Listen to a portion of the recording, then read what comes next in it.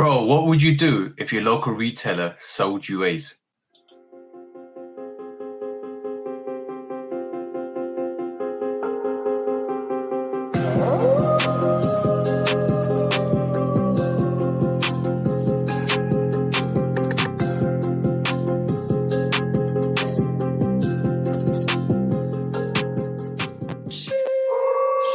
Yay! What is up, guys? We're back for another episode of the Shoe Dog Podcast, episode 56. So, question, bro. I know it's not a realistic question because it'll never happen. But what if your local retailer sold you a UA? Do you check your sneakers when you get them in? Do you verify that they're legit? Let me know. Bro, I just returned that pair of callets that I showed last week. Yeah, I know that. But this is what I'm asking. Like, that's quality control, though. But what would you do? Same difference. Open up would you reckon? Yeah, I think it's the same difference. Like, don't you feel that way? Like, if you open a sneaker and you start looking at it, and for whatever reason you might not call it fake, but if you got defects, like B grade, it's a B grade, then, isn't it? Yeah. So I'm taking that back. I'm taking that, especially at this point. And I know we're gonna talk about this a little bit later. The game is so different now. I would do things a DJ Khaled 5, bro. Yeah. I took it back to the store. Did you get a replacement? I wouldn't. No. Oh. I wouldn't have did that 2 years ago. I would have kept it. Too. No. Nah. Because we will talk about it in a bit. But let me just say, right, well done for doing that. For first of all, has there ever been an instance where you've opened up a box and you thought, yo, this don't look right, this don't smell right, this don't feel right? Has there ever been an instant? I can tell you one my instant. Go ahead. All right, so you remember I've told this story once before. I got the red suede 5s in. You know, all red suede 5s that look like the Raging Bull 5s, right? But they were red suede 5s, right? I got them in. I opened up the box and the box stunk of dye, bro. It stunk so heavily of dye. I thought it was a UA. It came from Nike. It got shipped from Nike. Got the Nike receipts and everything, but they never aired it out. And when I opened it, I had to air it out myself because it smelled of dye, bro. It didn't smell natural. It just felt artificial. It didn't smell toxic either. It just smelled like dye because it's been heavily red dyed. And I was like, when I was picking up sneakers then, I wasn't as in tune to picking up sneakers now like I am now, because I was like, okay, cool. I'm picking up sneakers. I've been maybe 2-3 years of picking them up, and then I don't know why this smells so bad. And all I was hearing back then was, UAs have got this toxic smell, UX got this artificial smell, blah, this, blah, that. And I was like really worried. I checked it. I checked the sneaker again. I tried to do my legit check back then. Bro, it came from Nike. It came from Nike. It came from their sneakers app. Yeah. Was it sneakers app? Yeah, sneakers app. Then we still had sneakers app back then. Damn. But it came from sneakers app, and then bro, it smelled bad. The blue ones didn't smell bad. The red one stunk. So I was like, what? Bro, so I had to air it out. I bought the Desert Elephant 3s, and the tongue is crooked on one of them.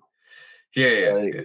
We get same thing with them callets. You know what I'm saying? Like, I took them back because they had 2 flaws that I wasn't willing to live with. And somebody else, I know for a fact, a lot of other people would have been like, cool, they got a couple flaws. I even thought about trying to clean the little spot off. No, bro, I'm not going to do that. No. You expect better. You expect better. But yeah, that was the question for this podcast, is to you guys as well. Leave us a comment and let us know. If you're hearing from the audios, just leave us a comment. Let us know. Is there a way you can leave comments on audios? I think there is. Just leave us a comment. Let us know. On social media, man. Get us on social media. On IG, exactly. And Instagram, exactly. On IG and Twitter, and Lovekickscustoms on IG and TikTok. And there you go, guys. That Q said it's Spawn. Follow us on the social medias, and come talk to us. And we had a discussion. What would you do if you found out that your sneaker from your retailer was UA?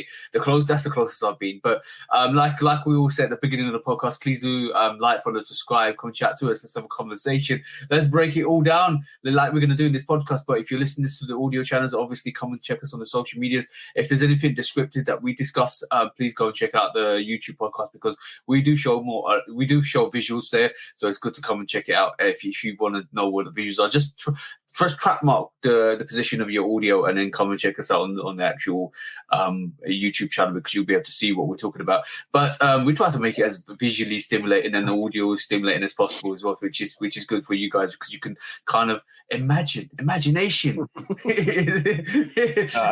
think most of the people that find us organically, just from searching, looking for a sneaker podcast, they know what's up. You know what I'm saying? And for everybody else, hopefully, we lead y'all down the right path. We lead you down the merry brick road, the yellow merry brick road, but we aren't the Wizard of Oz, because we don't kind of use illusions and smoke screens to actually portray what we say. No, because it's okay. So this year, right? Yeah. And this February 26th today, to be the 28th when y'all seeing this. So I passed on a lot of stuff that I like so far this year. I copped the I'm on my year 3s, right? I copped the Khaleds, had to take them back. Took a L on the white cement Reimagine. Took a L on the black Jordan 12 Alma Mater. I'm having a bit of a down spell, I think. I can feel it, like, because sometimes you hit. I ended the year pretty good. Like, I hit the lost and found. I hit. Do you feel like you're series? You know what I'm saying? I hit Alma Mater 4s. I hit the 2s last year. I hit the one. Like, I feel. I hope it's not true, but I feel like a slump is coming. Okay, cool. I got what you know what it is. It's your endorphins. I did hit 2. I did hit 2 playoffs though. I did hit 2 playoff 13s. But bro, I'm gonna say you know what it is. It's the roller coaster ride. The endorphins are out of your system. You're feeling low. You're like, I can't hit for sure. And you're like, bro, it troughs, peaks and troughs, bro. It always happens this way. You're off a high. You want to keep escalating on that roller coaster. But the higher you go, the harder it is down. The longer it is to go down, bro. Because you know what, it's going to be like that. You will still keep winning. I thought you was gonna tell me that you're in this moment in this space you're like thinking about, do you need to pick up any more sneakers? But you're being selective, which is good. But with being selective, it's harder, because when you start going, when you do go on after something and you don't get it, you like, oh man, should I have gone for? Nah, you got to fight. You got to fight them. You got to fight the revisionist decisions. You know what I'm saying? After, you have to kind of be with being selective. That's common. But with being selective, you have more financial might, because you don't go for everything, which is better. But bro, there's pros and cons to everything. There's pros and cons to everything.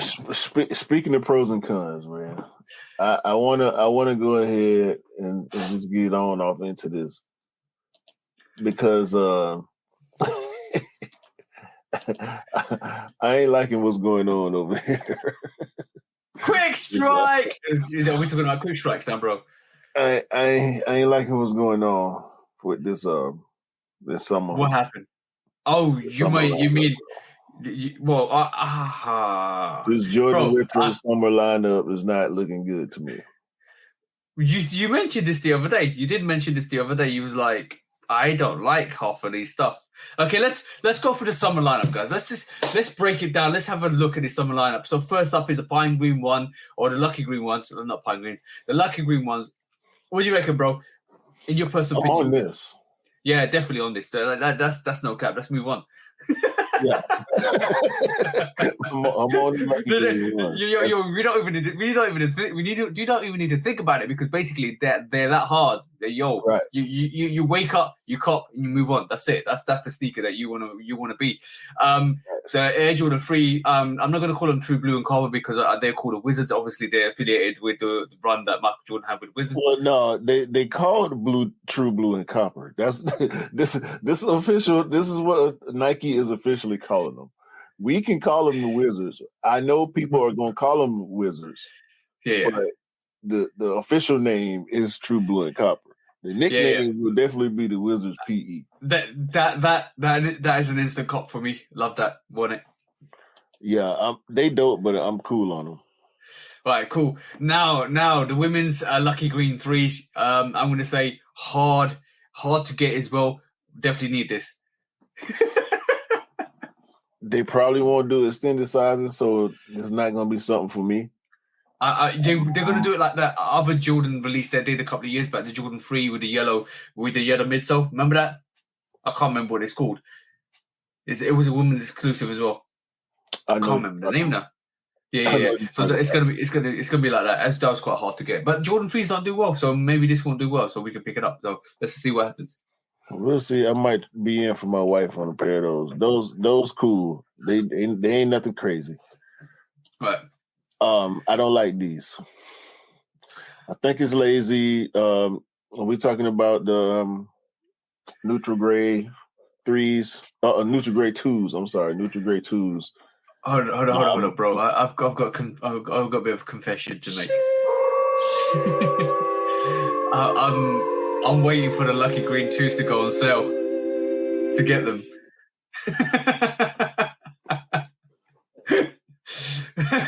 Your reaction says everything I need to know. You were like, you knew that too before. Moving on. Moving on. This Wash Pink Jordan 1 High women exclusive is dope. Yeah, I like it. I think I like it for the women. Definitely nice sneaker. Yeah, sale midsole. That's dope. Yo. Enough said. Toro Bravo 6. Enough said. So me actually shout out to Scott, because we always talk, but me and Scott talked about the Toro Bravo 4 potentially returning next year. Hey man, it's a Raging Bulls Jordan 6. Yeah, I'm waiting for that. That's you know what you know what we always talk, the bros, me and you, Scott, E, Cam. We always talk. We always do lives, and we always philosophizing. Is that philosophizing? I can't even say it right. But we're basically trying to put strategies together, and the more we see people drop, or more we see popular people that know information drop Toro Bravo 4s, the more we're thinking, they're coming out next year for the anniversary. Hey, we'll see. They keep apparently they all over the place, because here we go with yellow snakeskin 11 lows for the women. No. I mean, no. I like it for the women. I'm not mad at this one. I think it came out of nowhere, but I'm not mad at it either. Wait, hold on, bro. No. That's not it. I know some women for some small feet gang would love this. I just don't like. I don't like Jordan 1 lows. Jordan 11 lows. Sorry. Oh, I don't. I like the IEs. I like the IEs better than the. Yeah. Y'all know what we're talking about. If you don't know the difference between a Jordan 11 low and a Jordan 11 low IE, please search it. Sneakerheads know, but some people may not know. Q is doing the video for this next. He's doing a video for this next. The comparisons between the low IE and the low. I ain't got no lows. I ain't got no lows. You got an IE, yeah? Yeah, I got IEs, but the thing is, Just every pull up a time picture. every IE I've reviewed, I've made sure to mention that, and I've reviewed some 11 lows, and I always mention the IE. So I'm always trying to make sure people get the clarification on what is the real, The what people want. in sneakerhead terms, the real Jordan 11 low is the IE. That was the OG back in the 90s when the 11s came out. There was the Jordan 11 low IE. It was always the low IE. You know what I'm saying? Yeah. I can't remember exactly what the IE means. I think it's international exclusive or something like that. Yeah. The people want a comparison video. I ain't got no lows to compare. So this time a low come out and somebody asks me for it because I don't want it for myself. So if somebody asks me for a low that's coming out, one of my partners might ask me, get a pair of those for their daughter or something like that. Then Okay. I'll do yet another comparison. Okay. Let's do it. Yo, somebody reach out to Q and say he wants that Snake Eyes low. No. Jordan 1 high OG black smoke gray. I do not like this. No. I think it's okay. I think it's okay for the people that want it. But I'm like, it's okay. It's okay. Customizer's gonna destroy this shoe. Watch. Yeah. You know how it's gonna be a lot of suede Chicago's out here. Can't you see it? Oh yeah. I agree with that. That's just dope. They're gonna dye that gray red, paint their wings logo black, and there's gonna be some suede Chicago's out there with a black bottom. That's actually a good look. Here we go again. And this, I don't know where this is a sample. Clearly, this is a sample pair. Jordan 11 low cement gray. Look at the inside right here. Yeah, it's got sample tag on it. It's got some writing on the midsole. There's only one thing I want to soundbite this. Nah. Oh no. We're not rocking with this. I just wanted to bring attention to the fact that I think this is clearly a sample pair. So, yeah, I want. If you got cool gray 11s, cool gray 11s, you don't need that. You don't. No. I don't need this either. I want to know how you feel about this. Don't be over there grinning too. I see you grinning, snickering, and what? Yo, I want this. I've got the flints. I got the red flints, and I want the black flints. That's what I'm saying. It's not Pac-Man. It's a good, it's a good. No. You Pac-Man out here. You Pac-Man out here, bro. Not packing anything, bro. Yeah. You Pac-Man. Nah, it's good. I like it. No, Flint pack. All right, cool. I ain't with it. Obviously, the hottest sneaker this summer, as far as Jordan retros are concerned, is the Thunder 4. Thunder 4, definitely. I hope it comes a bit more premium than the Crimson. Crimsons were trash in terms of quality. I'm not necessarily interested in this shoe. I might go for it depending on what else going on. Yeah, I'm definitely going in for this. I need that lightning. I need it for the lightning as well with the Thunders. So basically, that would be a good combo, lightning and Thunder combination. Yeah. Pac-Man. Yeah, I like that. Not Pac-Man. I just like what I like. Next, I like what I like. You like these too, huh? Nah, in a high it would have been better, to be honest. Jordan 1 low OG black cement, which is complementary to the OG high white cement. Yeah. I don't know what I feel like. I should like this. I feel like I'm supposed to like this, but I don't. I have a feeling that when you see it more and more, you will end up liking it. I feel like it don't work for some reason. I don't know why, bro. Really? Go reach out to Cam. He's got black variation of the cement print. So go reach out and have a look. You might actually like it. I like the highs better than I like these lows. Yeah. I would. Anyway, we'll talk about it later. Swiftly moving on. Swiftly moving on. Jordan 5 SE crap. I don't care what you say. I don't care what Cam say. Because I know y'all with this. I'm not with this. Nopeness. That is, bro. Have you seen the suede on the toe box and the back panels? Yeah. Yo, bro. Yeah. I hope they did it with the craft fours, because that's dope. That's dope. I'm telling you now, that is dope. I started to like this a bit more when I saw more of it over time. Obviously, mock-ups and pictures and all that stuff don't do it justice. When you start seeing realistic pictures in hand and videos of it, you realize how dope it is. I've seen somebody switch out the laces as well. It's just a dope sneaker, bro. I'm gonna tell you. I liked it last week. I liked it the week before, and I'm actually loving it now. I think it's a dope sneaker, bro. I think it's going to do well. No, yeah, I don't. I want to see what's going to happen with that. Yeah. And is that the last but not least? Yeah. No, last but least. last and least. The Jordan 1 craft. No, bro. No. This is a mistake right here. This, bro. And guess what? You watched the live, right? Yeah. So if you watched the live and you paid attention to the way they said this release is going to happen, it's going to be a local only release. Yes. So this is the next entry in that Rebellionaire line. Bro, yes. Okay, cool. I'm shaking my head and I'm absolutely dumbfounded because I know I heard it on the sneakers live. That Jordan 1 craft, is that corking around the actual swoosh and the upper panels, or is that just a print? It looked like cork.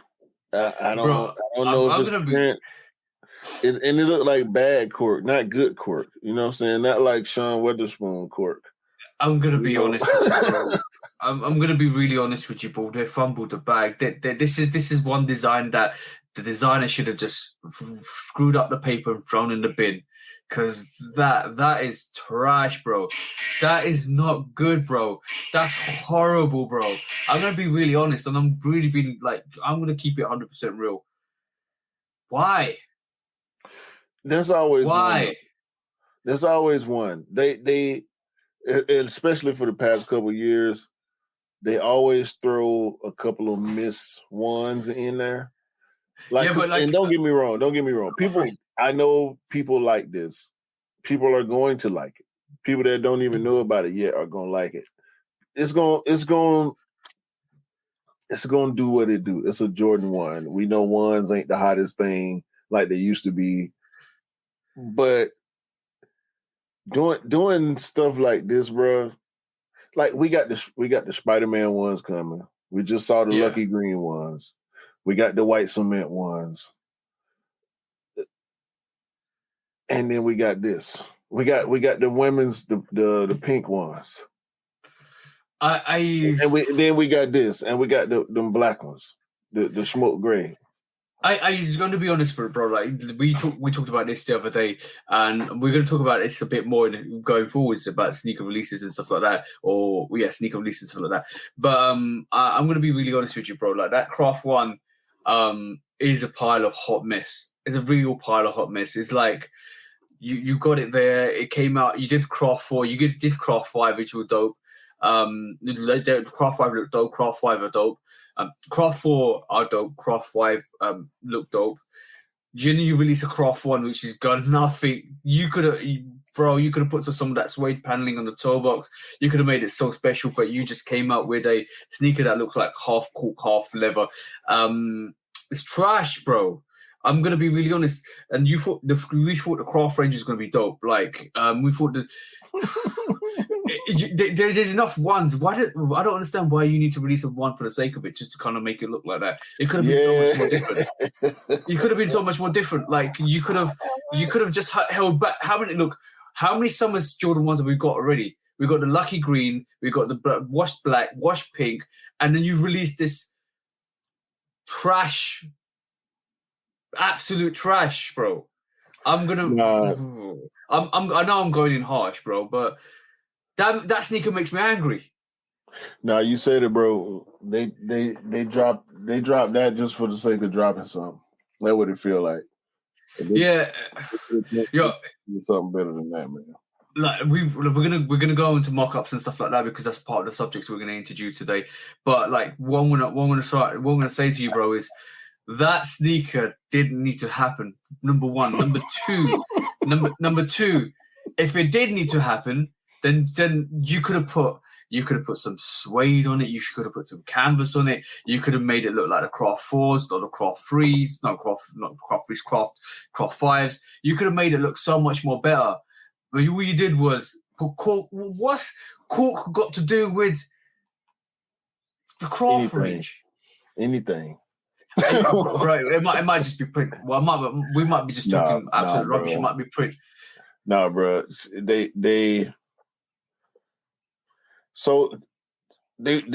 turned away from. To me, it seemed like they turned away from what the Craft 1 was. Yeah. Into a direction with the 4 and the 5 with the suede situation. You know what I'm saying?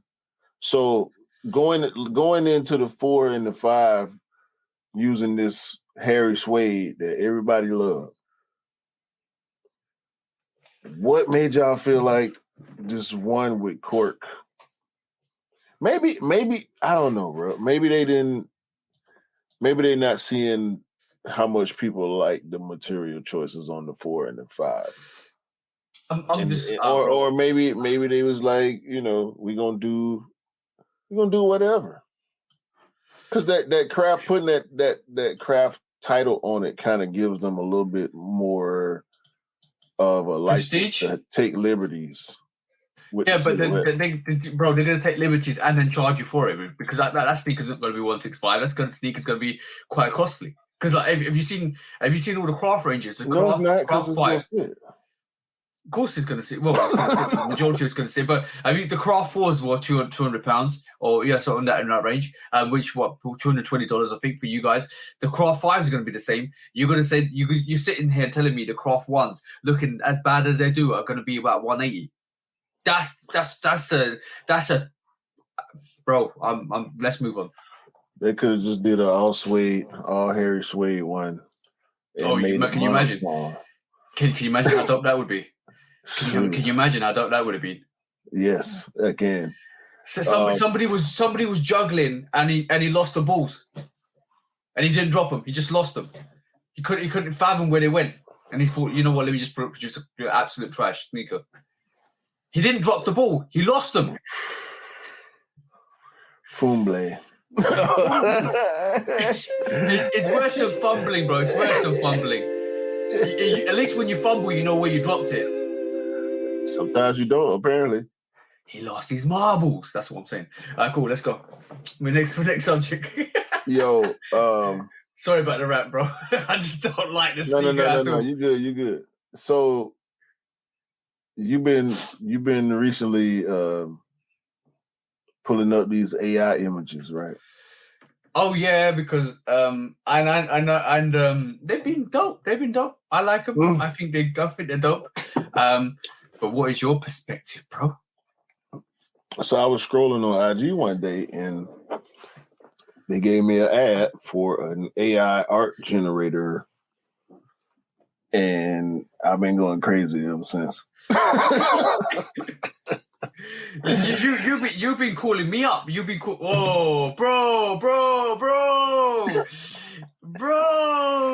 Shit.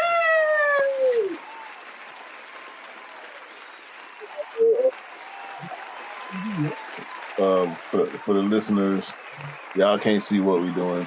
That's why TJ always urging y'all to go check out the video on YouTube. But okay, we're gonna for the audio guys, this is a Trainer One style.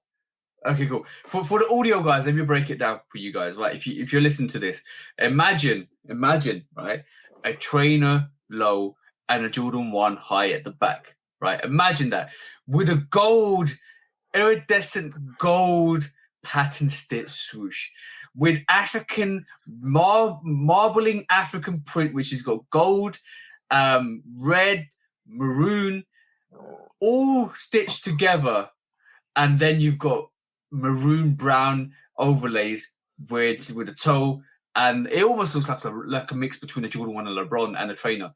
And also you got red laces on it, red swoosh on it, white out midsole. We got red lining on the midsole. You got black outsole.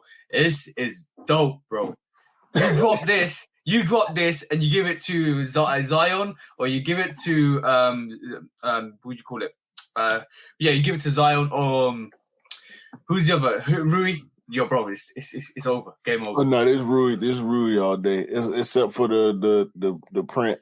It will probably be something Japanese instead of what it is on here. But I got a bunch of these, bro. Let me just run through them. I know some of them you're gonna like more than others, and vice versa, as far as I'm concerned. But it's a lot, bro. Like you can do a lot. Hey!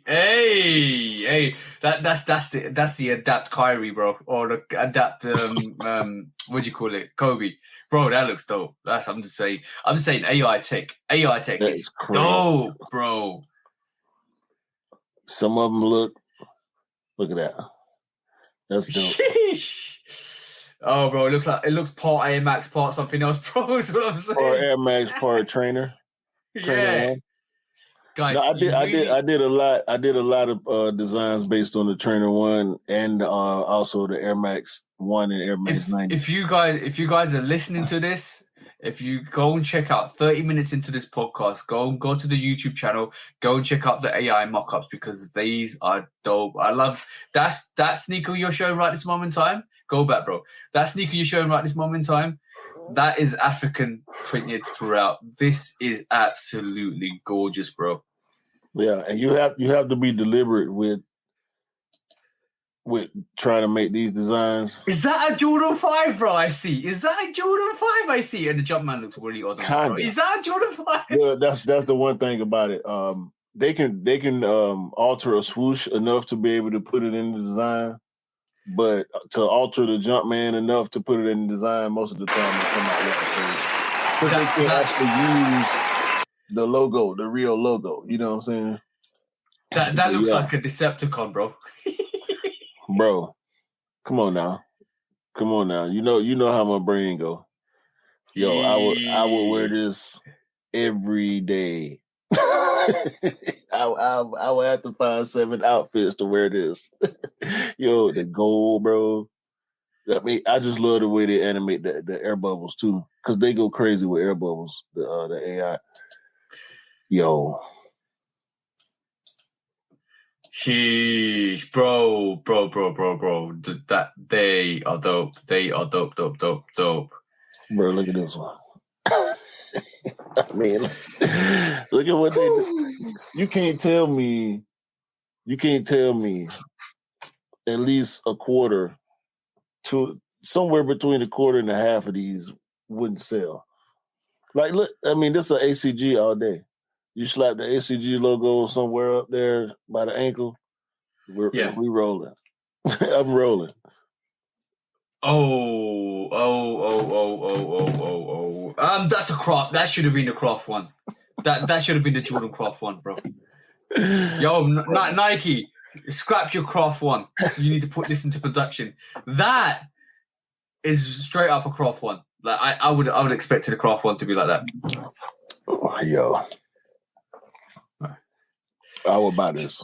I'm just waiting for the one that you actually showed me, bro. The Jordan 5 He Got Games. Bring them out. Bring those out, bro. If you got them. I do not have that one. Hold on. That's the only. I'm gonna put. Have you got it on your phone? I'm putting you on frame, bro. There you go. That Jordan 5 He Got Game was absolute fire, bro. I said, what did I say to you when I saw it? What did I say to you when I saw it, bro? Hold on. I can pull it up. Okay, pull it up. Because I did send it to you. What did I say when I saw it? Nah, you felt the same way I felt when I first met. Pretty much. I mean, that was actually the first picture I saved from one of these AI generators. I keep telling you, bro. We need to. Well, you keep telling me. Now I'm reiterating it to you. We need to stop telling Nike the secrets, the source. we're trying to be McDonald's out here, but being like your local retailer and just giving out secrets for free. Right. Hold on. Nah, I know for a fact, bro. If it was me, bro, I'll be. Yeah, it'd be some out of work people out here. I ain't gonna lie. Go on. This is what you was talking about. Oh, enlarge that screen, bro. Zoom in if you need to. Zoom, because, like, I'm gonna say this sneaker right here. If they drop this, he got game 5s. This is hard. This is. I'm just gonna say. I'm gonna say this to everybody. When you keep pushing and you keep pushing and you keep pushing and you start making some fabulous ideas like this, they need to listen and put this into production. This He Got Game 5 is the dopest mock-up I've ever seen in a while. I'm trying to think of what 5 you might be able to use to customize. Bro, fire it 5s. 5s or even these. Bro, I would do this to the K54 5s. I wouldn't want to do it to that one. But they're gorgeous, don't they? But I don't want to do it to some old. I would do it to the black tongue fire red. Oh yeah. I agree with you. Because it's white leather. The black tongue, I think, would go better with the He Got Game colorway anyway, because the 13 with the black tongue. So that is one of the dopest mock-ups I've seen in a while, bro. Like, and that was AI, yeah. Yeah. So that was one of the first ones. I also did a He Got Game 8. I keep telling you, bro. Don't sleep on AIs. I don't like this as much as the 5s, but it's still dope. Yeah. So, I've just been experimenting because I know you've been experimenting with mock-ups too. Yeah, I go through the traditional route of Photoshop. So shall I bring some of these mock-ups up that I've been doing over the last couple of days? That's what I thought you was going to do. Okay, cool. I just dropped my phone, but I apologize for that. But yeah, so basically, I'm going to share my screen with you guys. As a matter of fact, I can share the ones you got on your IG. If you no, I can do it from here, bro. It's fine. I'm gonna. Oh yeah, you're on the computer that you made them on. makes more sense, doesn't it, bro? Makes more sense. a little bit. So what I'm gonna try and do first of all is share my screen and then share the pictures with you guys. So obviously, as you can see, this so shout out to the bro Scott again. Obviously, I keep shouting him out because we always talk all the time. We had a concept of coming out with a Jordan 3 Lightning, and I'm going to obviously do a Jordan 4, a Jordan 3 Thunder result, but this is the first mock-up of the Lightnings. What the base sneaker is, I think, is a cool grey fleece. So I've turned the mock-up into like having predominantly yellow with the black elephant print and the black back tab with the yellow on the actual Jumpman or the Nike where we use the pods. The air unit pods is yellow as well, as you can see. White midsole, white. I can't see it, bro. You got the wrong screens. Have I? I'm shit. Oh, hold on. Okay, cool. Bit weird. That was a bit weird. I'm sharing my screen. Apologies for that. I'll share my entire screen. That would be better. So you can see the entire screen. So you can see this now, yeah? Yeah. All right, cool. So you can so you can see predominantly yellow, black back tab, black elephant print, yellow Nike Jumpman on the back, black eyelets on this as well, and obviously this yellow unit for the actual air unit. White outside, white midsole, black outside. This was the first concept. I think this is okay. Next up was obviously having the grey rather than the black elephant print. A lot of people actually like this version, but my favorite has to be this, which has got yellow elephant print, but the elephant print is black rather than actually being yellow itself. But yeah, I like that personally. I think that would be a dope lightning free Jordan. I'm looking forward to the Thunder a little bit, even though this lightning is crazy. Now I'm sitting here thinking about which I'm going to customize into this. Yo, bro, you know what? I just hope that Nike do what Nike do and do something like this, or a light. I want to see if they bring a lightning free back. I want to see what they actually produce in comparison to these mock-ups. I would put the only thing I would do is put gray on the that middle eye stay and on that collar. So gray on the actual. I'm open to suggestions. I'm open to suggestions. If you guys think that you can improve this, just drop me a DM and I'll do it and I'll push it out. But next up was the Tiffany Air Force One. I said in a live the other day, I think that Tiffany's lazy. I've done some mock-ups. I think me personally, this would be the hardest Tiffany to release. I think the swoosh would have to be silver plated swoosh as well. That would be dope. That would be dope. That'll raise the price tag above 400. Bro. Did yours with $2,000? That's all I'm saying. But yeah, I did some Heineken obviously mock-ups because we thought Heineken 2 was coming out. Oh, the SB low Heineken 2 was coming out, so I did some mock-ups. Inverse the colors. So obviously, so as you can see, some of the Tiffany Dunks, Tiffany Air Force Ones are coming through for different variations, just to prove that you can actually do a better Tiffany than the one that released it, which is lazy. Me personally, by the way, guys, that's my opinion alone. So that's obviously some Heineken variations.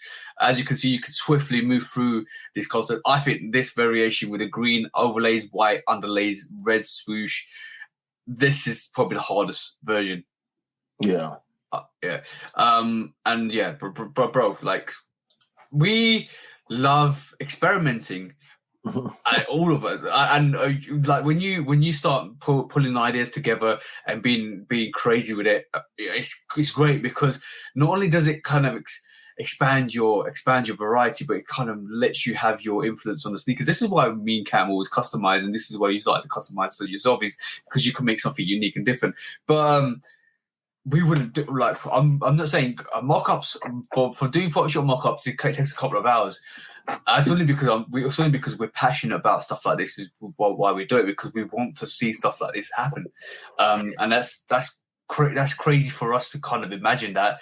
But we're also trying to put something on the radar. So hopefully one day when Nike might look at stuff and it might get the attention and it might produce it, and it means that you guys and us can get it. And that's the whole premise of putting these mock-ups and AI mock-ups up, because it's like, let's be creative. See what I'm saying? And hopefully the brands will have a look at it. You know, it's really funny. Somebody said, "Oh, if they produce the lightning freeze like you just mocked it up, I'm going to call them the Lovekickscustom freeze." I said, "Yo, bro, don't call them that. Just call them what they are." I'm just happy they made it. That's what they are, though. Once you do that, that's what they are.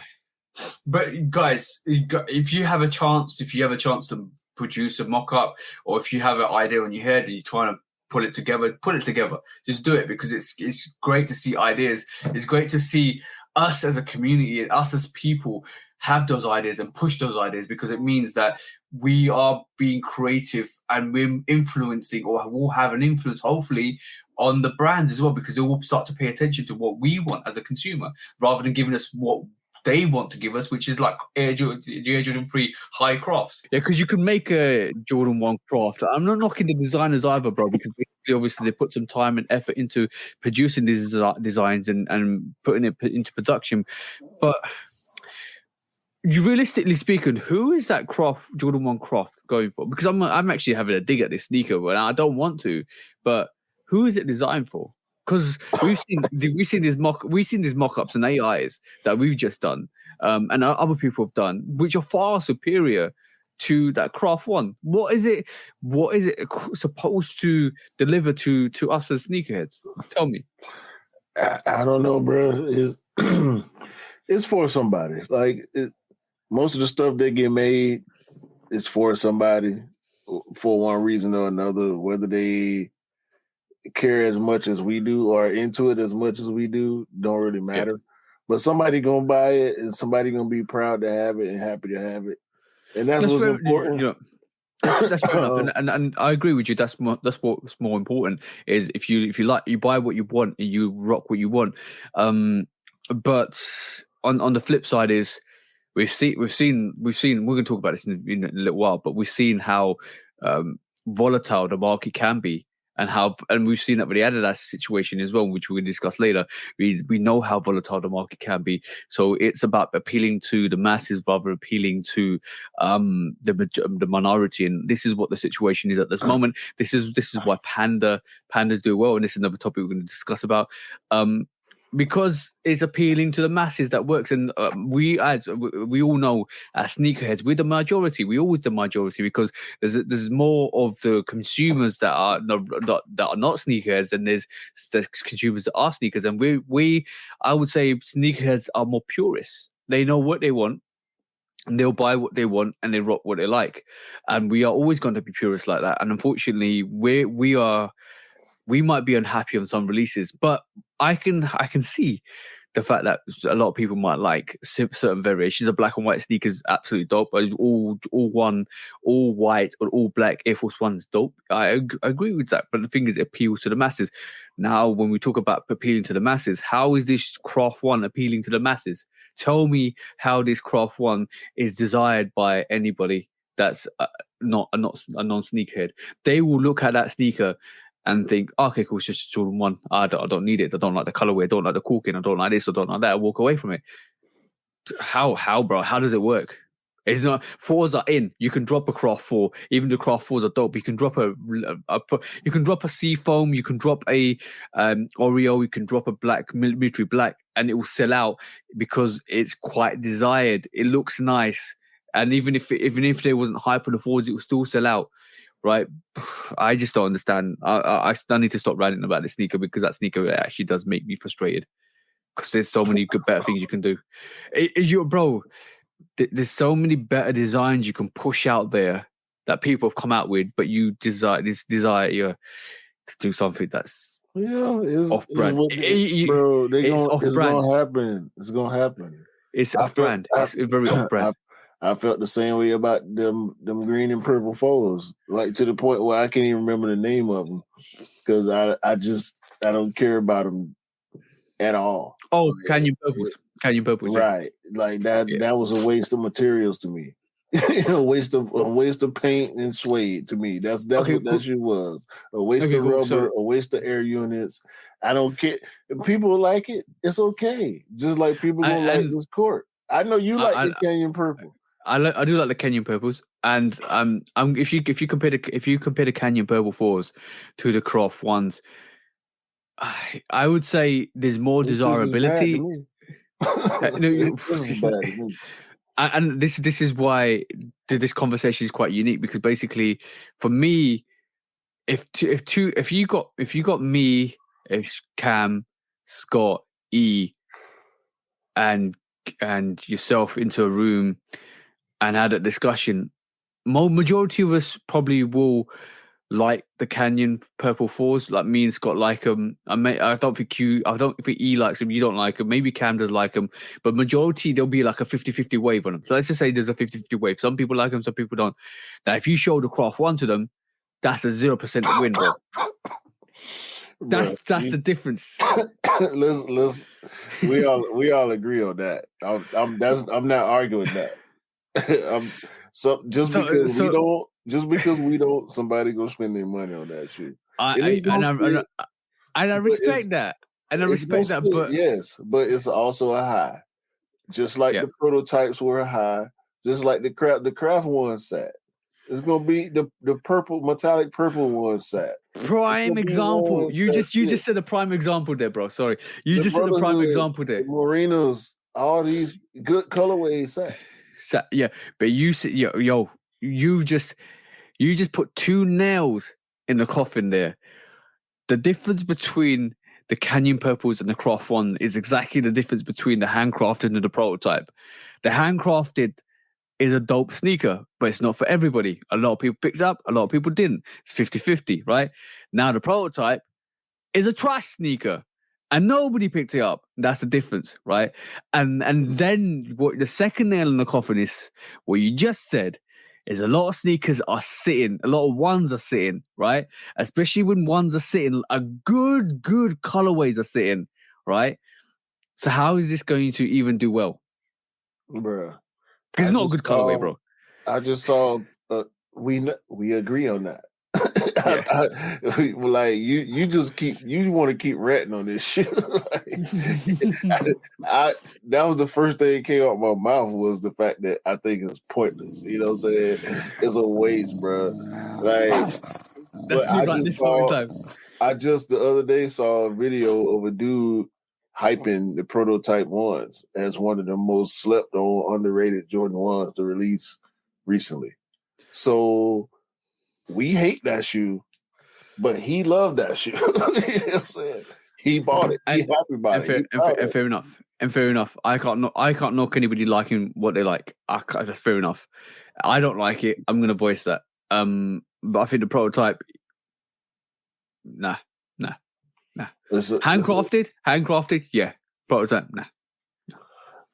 Hey, it is what it is. What's the next topic? But like what you like, buy what you like. It's all about individuality, let's just say. All right, next up is let me look at the roster. Okay, cool. Bro, it's getting juicy out here. That's all I'm gonna say. It's getting really juicy out here when your former artist, your former protagonist becomes an antagonist, and all of a sudden you know what the subject is, bro.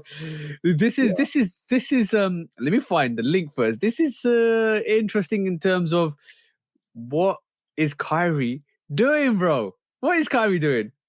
Because he's covering up all that Nike branding on his Kyrie sneakers.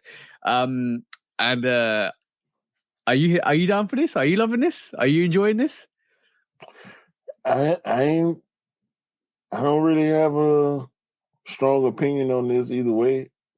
Yeah. I understand what he's doing. Obviously he liked playing in the shoes. You know. Yeah. So that's it. That obviously it's his signature shoes that he's very comfortable playing in. So he want to keep playing in the shoes, but you know, his relationship with Nike is over. They don't care if he keep wearing them. It ain't like, you know, there's a cease and desist or a stop on him wearing it. He can wear what they will wear. They will never do that. You know why they will never do that? Any publicity is good publicity, because I'm gonna say it's not on par with the banned sneaker, because it was Nike and Michael Jordan against the NBA. This is Kyrie versus Nike, right? But this is still. This is going to kind of what if Kyrie and Nike get together again, and if they resolve their issues, this is the next move. This is going to be the next design for the sneaker, like covering up the swoosh, no swoosh on the Kyrie. This is like, I'm telling you now, if Kyrie and Nike come to terms, agree, it's all bedded out, which I don't think it will ever happen. They will do sneakers, Kyrie sneakers without the swoosh or cover up swoosh, and you can either peel it off, you rip it off, peel it off, and do whatever you want it. But this is a move. This is the next innovation to Nike's armory. This is giving Nike the ammunition to produce another sneaker, another variety, another kind of concept. Because we know what happened with the bands, we know what happened with a lot of controversy with sneakers and stuff like that. But if Kyrie resolves it with Nike, this is what's going to happen. I disagree with everything you just said. Why? First of all, even bringing up the band situation, like it's not the same. I don't, it's not the same. It's not right. the same. So is no, to me, is no point in even thinking about that when we're looking at this situation. Yeah. Secondly, ain't no way that Nike is going to take something as negative as this is. Like, he's covering the branding when he doesn't have to. He's no longer that was the point I was making when I said because he's now a free agent, he can wear whatever he want to wear. This is as foolish to me. This is as oxymoronic to me as the players who are anti-Nike. There's a few players in the NBA, I can't think of their names at the present moment. It was the one guy, he was a center, the one who was making the big fuss about it. Was it Steven Adams? I can't remember. But those guys wear Nike shoes but write negative statements about Nike on the shoe. Like, just don't wear the shoe and put out your message however you need to put out your message. I don't understand the point of wearing the product and dissing the product at the same time. Now, hold on. In Kyrie's case, I get it because it was a bad breakup. It was they didn't part ways amicably. All the bad press on him caused Nike to cut ties with him. So I can understand with just him being who he is, the type of buck the system type of dude that he is, doing all that. I ain't no way. If they do get back, and we've seen crazier things, obviously. We're gonna talk about it. Yeah, we've seen crazier things happen, but as far as him reestablishing a relationship with Nike, if that were to happen, ain't no way in the HE double they gonna roll with what he was doing when it wasn't all good. It don't make sense, bro, for them to make shoes now without a swoosh because he was covering the swoosh when they was going. They'll make a cover up swoosh like what they've done. Nike being the Nike being, I think, hopefully, if I understand them correctly, the company they are. It's always good to spin a negative into a positive, and I think this is the ideal. Bro, we agree to disagree, but I think from a marketing campaign, I think that would be absolutely phenomenal. Like in terms of the marketing campaign, I've known Nike to switch negatives into positives. I've known that since Jordan days. I've known that since Colin Kaepernick. No. Hold on. See, I'm just saying. Here we go again. I'm just saying. Here we go again. It's strategy. I'm not talking about situations. I'm talking about strategy. There's two differences there. I understand from the strategy standpoint. What you're suggesting here for the Kyrie situation is so far away from what they did with Jordan and Kaepernick, because of course it is. What they did with Jordan, we just got the rebellion there last year. Yeah, and they put the X on the back of the band shoe a few years back, right? Yep. I don't understand how that relates, because that was Nike versus the NBA, like you said, and this is Kyrie versus Nike. The NBA ain't bringing out Nike shoes. You know what I'm saying? Like the NBA. This is why I said it's strategy rather than situations. The situation being every time an athletes face something, Nike supported them. So Michael Jordan and Michael Jordan versus the NBA, that was a situation, and Nike supported Michael Jordan. Colin versus an NFL, Nike supported the situation. This is Nike versus Kyrie, right? As for satire, if they resolve their situation, No, let's just roll with the hypothetical. We ain't got to argue the hypothetical. I get where you. If they resolve the issue with Kyrie, to put satire aside and for a gimmick, and because it actually happened, right? Because obviously Kyrie's covering up all the Nike swoosh and branding and stuff like that. Just to put a bed to the situation, you put a limited release of covered up swooshes for Kyrie's range for him to wear. Just because for the laughs, just because for the shirts and giggles, it would make such a satire to do it. Obviously, you're bedding the situation by doing it. You're saying this was a joke. This is fine, but I think it's a great campaign. Like in terms of bro, they will sell. They will sell, bro. I'm pretty sure. Yeah, I'm pretty sure. I don't think they're gonna get produced. Whoa, yeah. But as from like, and let me reiterate this. I know the situations with Michael Jordan. I know not a lot of guys will probably they're saying, "Oh, the situation with Michael Jordan and the NBA is not the same as Kyrie because Kyrie's doing nothing." I know that.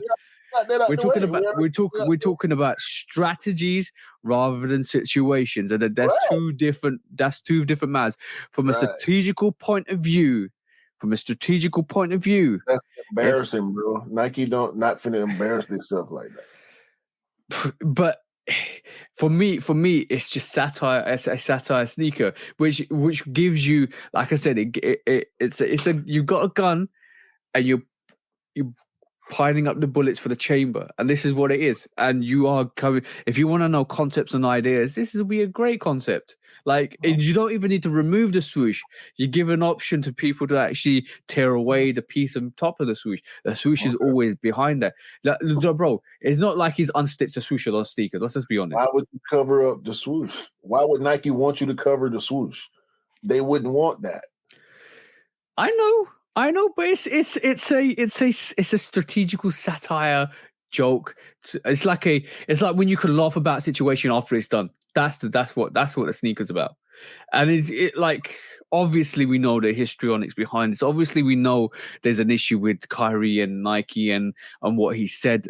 But if all said and done, if it's all resolved and everything, and if it's put to bed, this would be quite a good gimmicky sneaker to come out. It'll be quite funny. But that's my personal opinion. Obviously, we don't agree with that.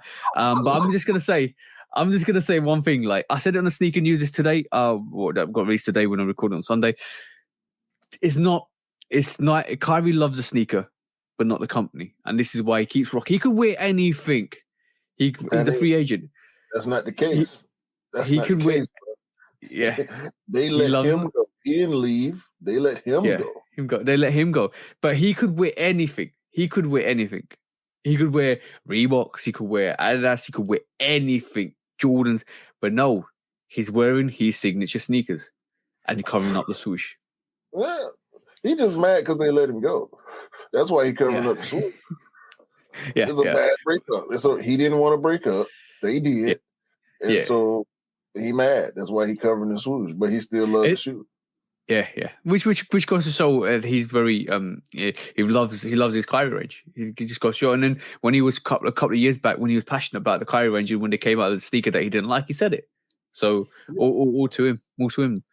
Next quick strike, bro, is a hey, bro. Have you seen the hysteria on the Jordan 4 SBs, bro? What's your thought process on that? I ain't paying no attention to that, man. Really? Do you think this is the sneaker we're gonna get? No. I don't think it is. I don't think it is. I don't think it is. Somebody's told me something about this sneaker which doesn't resonate with this actual mock-up. I've heard from one reliable source that's actually seen pictures of the sneaker mock-ups, not mock-ups, but actual pictures of the sneaker that it's not supposed to have netting. Bro, that look AI generated. Yeah. 100%. Yeah. I don't get this sneaker. I've been down the AI generator rabbit hole for like the past 5 days, bro. This look AI generated to me. But I heard even on this sneaker you can tell the sneaker actually doesn't look like an SB Jordan 4. The SB Jordan 4 is supposed to have a thicker tongue, have a thicker inner lining, have a thicker like the Neon 4. Yeah, it's going to be a bit more bulkier. I think it's going to be padded. You might need to go a half size up on that. I don't believe the pictures on this as well.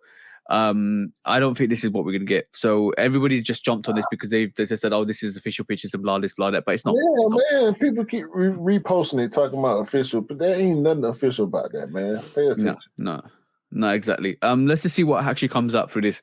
I'm actually excited about the release to see actually what it looks like. From what I've been told, it's going to come to the skate shops, all the skate shops a couple of days earlier, and then it's going to be released on the sneakers app on I think the 20th of March or 25th of March, one of the two. That's the release that you're looking forward to. But yeah, we should be hopefully we're a month out. We haven't seen any official pictures of this on feed or reviews or anything like that. So let's just have a look at let's see what comes out. Let's see what comes out. There's a lot of excitement behind this at the moment, so let's just see what happens with this sneaker. It's going to be very, very interesting to see what the actual pictures look like on this sneaker. Yeah. AI is the way to go, guys. As Q keeps telling you, dive into that AI rabbit hole. You never know what you. I ain't saying this for everybody, but it's out there. It's fun. You can waste some time. Okay, cool. We know this week's been a bit hectic. Obviously, we've had a lot of releases.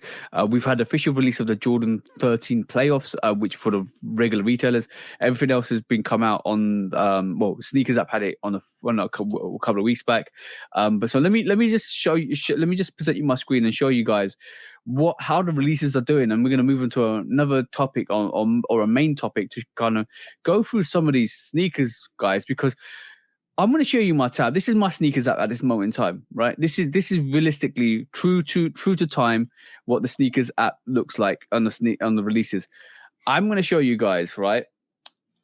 Look at this. I'm going to show you guys. This is the sneakers that are actually sitting in stock at this moment in time, right? Bro, the white cement ones, almost a full size run. Almost a full, and you're getting this. I can't believe this sneaker's been delayed until May time for you guys. Hey, hey, you ain't gotta wait. Apparently, yeah, you gotta wait if you got a UK account or a Europe account. But I've been told. I've been told this sneaker's dope. The materials are dope. Scott's actually got it in hand from Saturday. He says the sneaker is absolutely dope. So I can't wait to get mine in hand. So that's the white cement ones. They are full size run is sitting on the time of release. This release on Saturday. We're recording on Sunday. It's still full size run, bro. Next up is the Laney ones, reverse Laney ones. That is women's exclusive, bro. Look at that. Look at that, bro. So almost a full size one, and it came in extended sizes as well. Yeah, we didn't get extended sizes on sneakers, but certain websites and foot sites had extended sizes on those. They didn't do too well over here either. Yeah, the materials look dope. The whole materials and quality on this looked absolutely dope. I think this is a very hard sneaker. Obviously, we had stuff like I'm gonna see what the Jordan 6 is doing. I haven't checked this out. The Jordan 6 cool grey. Is it cool grey? Yeah, bro. Full size one except for the 11 and 15 size on the cool grey. I'm actually thinking about getting this on sale if it does go on sale. The cool grey 6. Yeah. But let's just see what happens with that. And we keep mentioning sneakers are sitting, bro. Sneakers are definitely sitting. You don't know those crepes? Let's have a look at those crepes. Air Max ones. They did pretty well. Yeah, those are out of here. But yeah, so some sneakers are doing well, some sneakers aren't, as you can see, guys. Bro, playoff 13s are sitting everywhere. Playoff 13s are sitting everywhere on the retailers, and Sneakers App is almost sold out. Obviously, you can see, and this on the Sneakers App came out 2 weeks ago, I think, 1 week ago or 2 weeks ago. Yeah, it's 2 weeks ago. It did numbers, bro. Sneakers app sold out. I got my pairs on Sneakers app, but everywhere else has got this playoff 13 available at your local retailers because it's not doing well everywhere else. But who cares, because we pick up the sneakers that we really want. And last but not least, I'm going to show you the Craft 2s. Let's just see how these Craft 2s are doing. Full size run, bro. The women Craft 2s, full size run. Or they call it Sunset Haze, but full size. I called that one. I knew that one wasn't going to do well. But talking about releases, we've seen the Lucky Green 2s. The 2s actually sit and look, bro. Still sitting after how many weeks? Full size run, bro. Like on the Lucky Green 2s. It's dope sneaker. I like that. But yeah, just the sneakers are sitting, and a climate is definitely changing for the sneaker community, and a lot of people are not obviously happy with that. I'm going to go to the Aqua 5s. Let's just see how that's doing. Sold out. That's good. But I'm always going to be a fan of selling out 5s. Yeah, finally. But a lot of people are saying sneakers are sitting, sneakers are dead, and blah this, blah that. But look, bro, True Blue. It's still some pairs around with the True Blue ones. Yeah, and they're sitting on the local retailers. They're still hanging around just about on the Sneakers up, and that released in January time. So there's a lot of sneakers that's still sitting and still available. Some of these sneakers are definitely gone on sale. My strategy now is I'm surprised the general purpose sneaker is still around. Is it still around? Yes. Up to size 6.5 and 11.5 is still there. Okay. But yeah, a lot of sneakers are sitting. So the case is, if you're going to wait for sneakers to go and sell, there's potentially a calculated risk you might want to take. I know somebody reached out to me the other day today about the Air Trainer 1 being one of the Air Trainer 1s being on sale, but we already know that Air Trainer 1's gone on sale, so I might go back and pick that one up and see what that's about. But it's all about cost saving at the moment. So if you know sneakers are going on sale, get the sneakers you really want, because obviously if they're going on sale, they're cheaper for you and it's more financially viable for you to get the sneakers that are going on sale. And don't really care if somebody turns around and says to you, "Oh, that sneaker went on sale." What does it matter? It doesn't matter. If you like it, you like it. Just wear it. Just rock it. Just love it. And that's all it's about, innit? Really.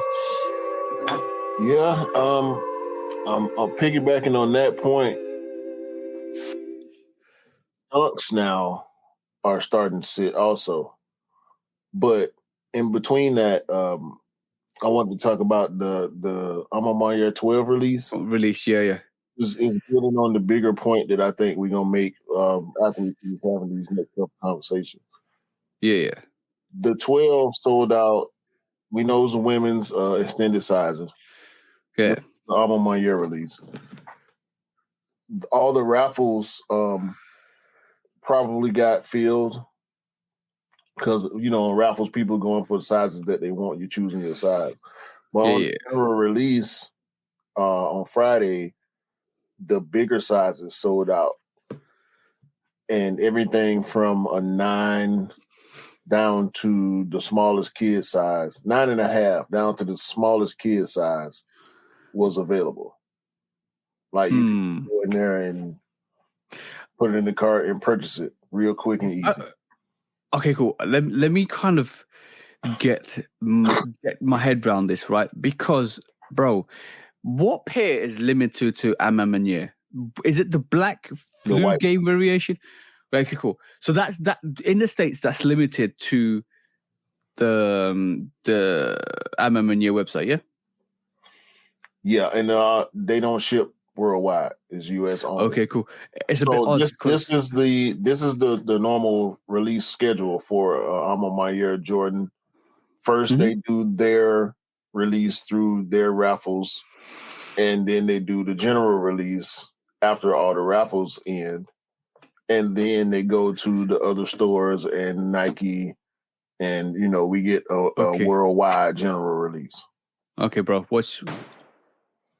I'm gonna say one thing. Shots fired, yeah. Because I'm gonna say one thing. How is that an Alma Mater exclusive? Because I don't understand. Like, because we're getting that at a couple of retailers here in Europe. That white pair is coming out here on like for us. It's I'm on my year exclusive there. Oh wow! For us in the US. Oh wow! I mean, listen, you can't be mad at that because y'all want the white pair over there, right? Yeah. No, I So want both of those pairs. pair. No, I want both of those pairs. I think both of them are dope. But I love the concept behind it. For the white pair in particular. Oh yeah. I definitely want a white pair. So why is it exclusive in the States and not exclusive in Europe and UK? Because like that's coming out a lot everywhere here. The white one's coming out everywhere. Yeah, apparently. So this is what really got me confused because I thought the black pair was the big bit like a bigger GR than the exclusivity of the white pair. But now the white pair, I've already seen 2-3 websites where we're getting a white pair. It's all right, cool. I'm going in for the raffle for the white pair. So why? I don't understand why it's exclusive to the States and it's not exclusive here. But it's going to still be hard to get. Let's be honest with that. Yeah. And I think I do believe that the reason why the white pair, the reason why the bigger sizes ran out because obviously there's going to be less in production for the bigger sizes, but also you like guys in the States love 12s. Like guys in Europe and UK don't really rock with 12s as like myself or other people would, but like guys in the States love 12s. So this is why the bigger size sold out. I think it's a backstory to that. You reckon? Yeah, but also we got dunks. So Okey-dokey. Women's dunks, men's dunks, highs and lows. Look at all these colorways, bro. All the colorways in the rainbow, bro. All the colorways in the rainbow. We got some coming soons mixed in here. But yeah, we know people don't really vibe with highs as much. Mm-hmm. But look, we got sizes of premium dunk premiums now. Look at all the good grade schools. Nice colorways now. Dunk SE. You know, I mean, Lakers highs. So, what's the? Are we saying dunk in general are sitting now? Look, the women's wheat dunk. That's a good looking dunk to me. Yeah, bro. They. My question is, excuse me, how long do you think Nike gonna keep up this crazy dunk production? I think they're gonna keep going because I think there's a rumor that we might be getting a Travis Scott SB Dunk Low. I think they're just putting some more, and the fuel is running out. They're putting some more logs onto the fire to make it last a bit longer, and I think that's happening. I think we discussed this last week. It's a natural move from a Jordan 1 Low OG to a SB Dunk Low OG. So basically, it kind of replicates that. I know some pictures. I know the pictures we've seen are the samples or rip pairs of the original version, but like I think potentially if that's going to happen, I think if that's, I'm laughing because I just saw you see what you just put up.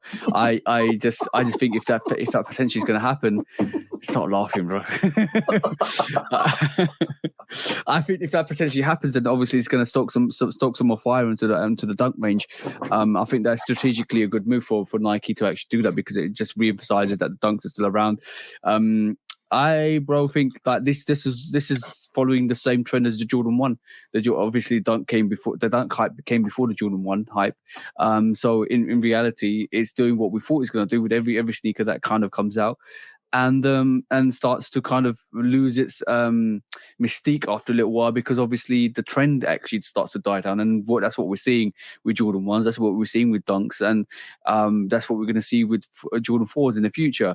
So once the trend's over, people move on to new things, and this is what's happening. But it doesn't stop the fact that when it comes to exclusive sneakers, when it comes to collaboration, when it comes to special sneakers, they're always still going to sell out because they have meaning behind it.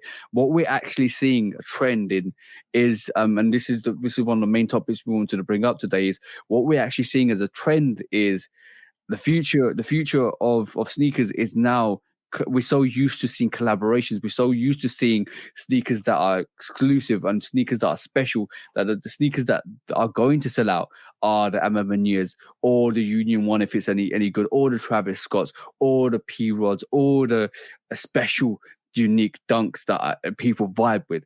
That's the ones we're going to see sell out. Now the generic stuff that you said, like the Dunk High, bro, if you've seen the Dunk Low Panda and the Dunk High Panda, there's two differences between that sneaker in total. That Dunk High Panda sits because it's nobody really vibes with it, but Dunk Low Panda always sells out because people vibe with it. So it's the uniqueness of the colorway and the silhouette that sells out that sneaker. So if we said there was pandemonium, we would see every single black and white sneaker sell out, but we don't. Because people vibe with what they want to vibe with, and Panda lows do way better than Panda highs. So when we're talking about sneakers that we think will potentially sell out and have resale value for the future, it's those special sneakers. It's the sneakers that have that collaboration. It's the sneakers that have meaning, like the Lost and Founds, like like we're gonna get the White Cement 3s. Those are special sneakers that will always do well and sell out. Now everything else underneath that radar, and we're talking about sneakers that are first gen, second gen, third gen sneakers. Bro, like the Lightning 4 didn't do well when it came out. In terms of resale, I'm talking in terms of resale, right? Now it's starting to pick up. And if people want to pick up sneakers like that for a long haul, that's a good option. But we like in terms of sneakers as well, like the Tiffany Air Force One, even though I think personally it's lazy, it's going to sell out. And people will probably turn around to me and say, "Oh, I thought you didn't like this. This is lazy, blah this, blah that." But it's still sold out. Yeah, cool, because it's sold out because it's limited and exclusive, and it's going to sell out because basically it's a collaboration. Everybody vibes for those collaborations, and this is where the market and this is where the trend's going to now. Is anytime a collaboration comes out that is unique, that is different, that is special, will always sell out. Like a Dior will sell out, even if you put it $2,000, $5,000, it will always sell out because it's a collaboration and it will do well in the future and it will never come out again. Just like the Tiffany one, it will never come out. Just like the Diamond Supply dunk, it will never come out again. So it will do well. But like anything else under the radar, Green Bean 5s didn't do well. They won't do well. True Blue ones, they won't do well because they're just another colorway that's being produced for the masses. It's just the special stuff that now sells out. And this is why people are now fine-tuning their choices by the collaborations like that. Like if it's an Amamania, this is why what you saw with Amamania 12 is it was happened with Amamania 12 because a lot of people, some people picked it up for the toe, some people picked it up for the resale because they know the bigger sizes will do well in the resale market because it's collaboration. Most of those big sizes went to resellers, more than likely. Exactly. And what we're seeing is a result of the resale market dying down across the board. Adapting. No.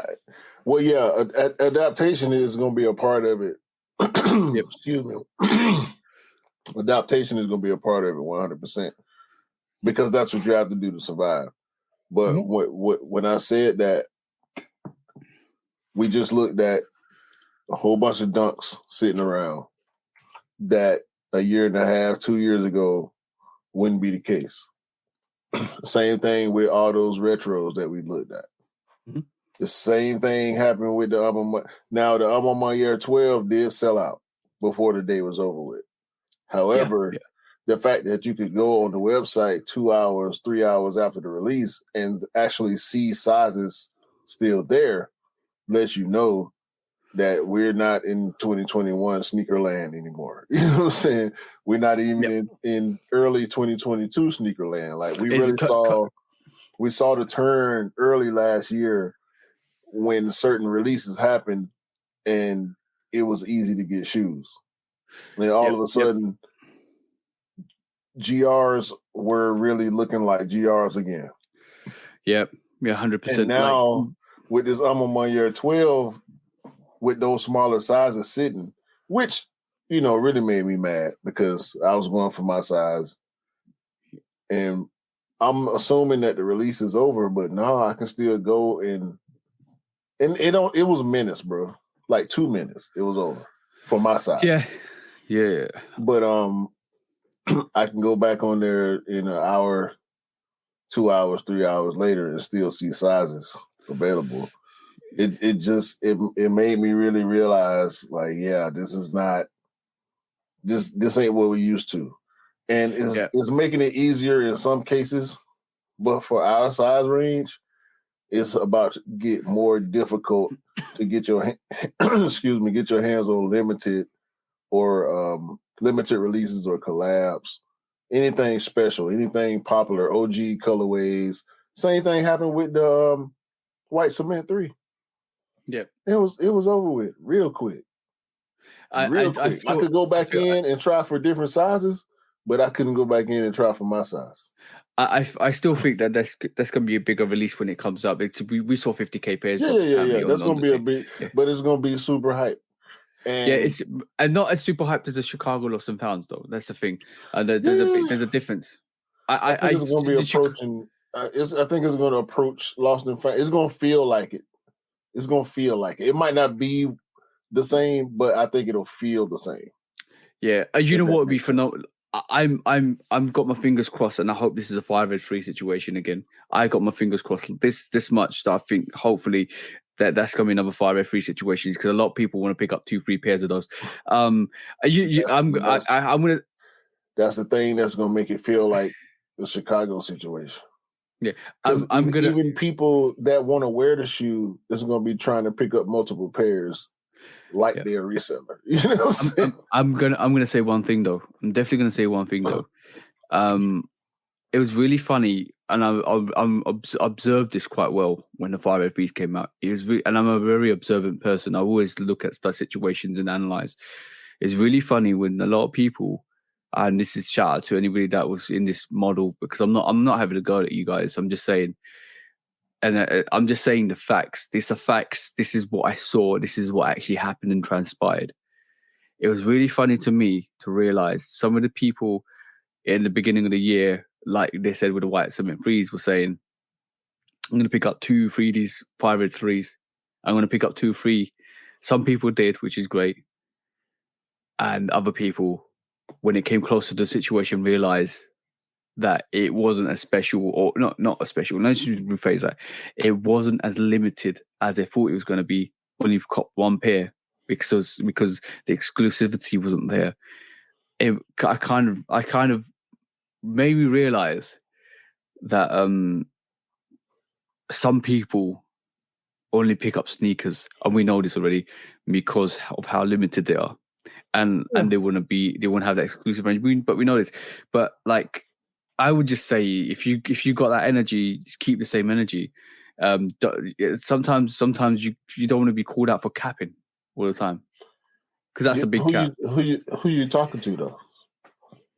I know. I'm just saying. Who you talking to? A lot of people, bro. You're talking to the people that you were just talking about. You know that's what they do. You know who you are. You know who you are. That's what they do, bro. That's what they gonna do. But I do believe, like, I think you're right. The whole moral offset at this moment in time is we do white cement. We want 2 3 White Cement 3s, and if people can't get a White Cement 3, it's going to feel like the Chicago Lost and Found situation. But going off the back of that, I'm just going to say it's turning out like we've seen so many collaborations. Collaborations now are like just like, you remember when the Lightning 4 first came out, or the COJP came out, and they were so hard to get, and now we see the re-releases of them and they don't do as well as the original releases, because that's the knock-on effect of collaborations came out and took over this new wave and this new mystique and this new, like, oh, this collaboration, we're having 2 collaborations, we're having 3 collaborators, we're having Travis Scott, Fragment, Jordan all come together. And it made the hysteria behind that so important and even nostalgic, because we always look at that situation now and think, yo, that happened, and that's escalated the collaboration into a different echelon. Like, I'm talking Union Ones brought that up there, right? And like Union 4s brought that up there, because now everybody's everybody's new hunt was for a collaboration. And the Amamanier brought up that now you want. I did that, bro. I went back and got Amamanier 3 and 4. You did that. You got Amamanier 3 because that has so much meaning. That has so much. Not even hype. It's got so much to that sneaker that you just want it.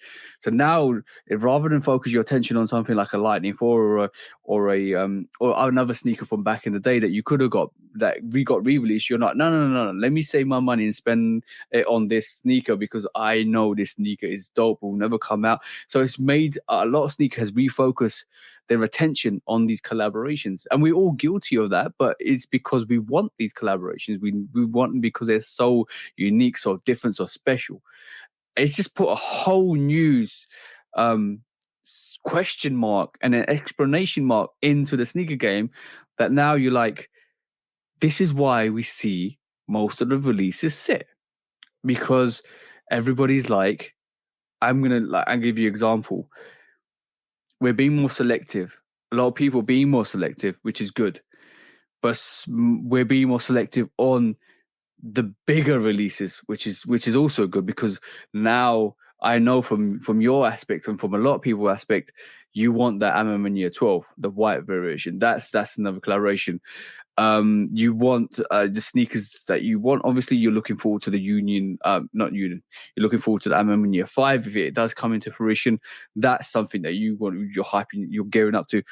Like, we've just gone through a list of sneakers in the summer sneakers, and there's only about one or two that you really want from there, if I'm honest. And everything else is like, nah, it's fine because you're being selective, but your selection is gone onto the sneakers that you desire the most, and not and the same for me. So I'm not saying I'm not having a knock at you or anybody. I'm just saying, same for me. It's like I want to go for more exclusive pairs because of the meaning and because of the notoriety, because we know in the long run they'll be more expensive to get. Well, yeah, that's definitely a factor. But the bubble has burst, bro.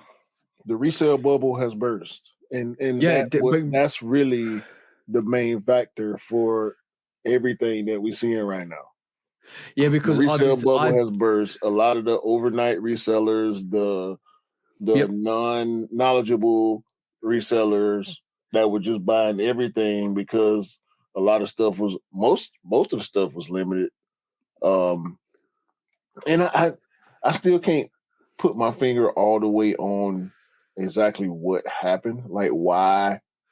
I mean, outside of TikTok and some celebrities, why the sneaker game really exploded the way it did during the pandemic. That was just weird to me. But people back outside, people caring less, people out of PPP money. You know what I'm saying? there's a whole. I was just going to say that there's a whole magnitude of issues of why that happened. As a lot of people, a result of the bubble bursting. Though, like I give you a prime example. I said this on the live to Cam the other day. It was the gold rush. It came at a time when everybody had too much time on their hands, too much money on their hands, and it became another gold rush where where it's like stocks, like Bitcoin and all of that stuff, right? Like crypto and stocks and everything like that. Everybody focused their attention on different. You see how much Pokemon cards came back alive in COVID? Yeah, because too many people, and then like and I always use an analogy for describing this, and one of the things I'm gonna say is it's like you've cooking an omelet. And you break some eggs, you start cooking, you might put some tomatoes in there, you might put some cheese in there, you might put some onions in there, you might put some ham in there, all of that stuff, you're cooking it all up. And the prime time to kind of go take it out and eat was just as COVID finished. Now everything past that is getting burnt because you left it in there too long. And that's the situation we're getting. So the bubble has officially burst, but it's because of our own doing. As not because of the brands, because the brands have pushed the agenda that we wanted, but it's because of our fault. And the reason why I say this is because our tastes have evolved. Our tastes are different, especially sneakerheads. we're looking for these collaborations.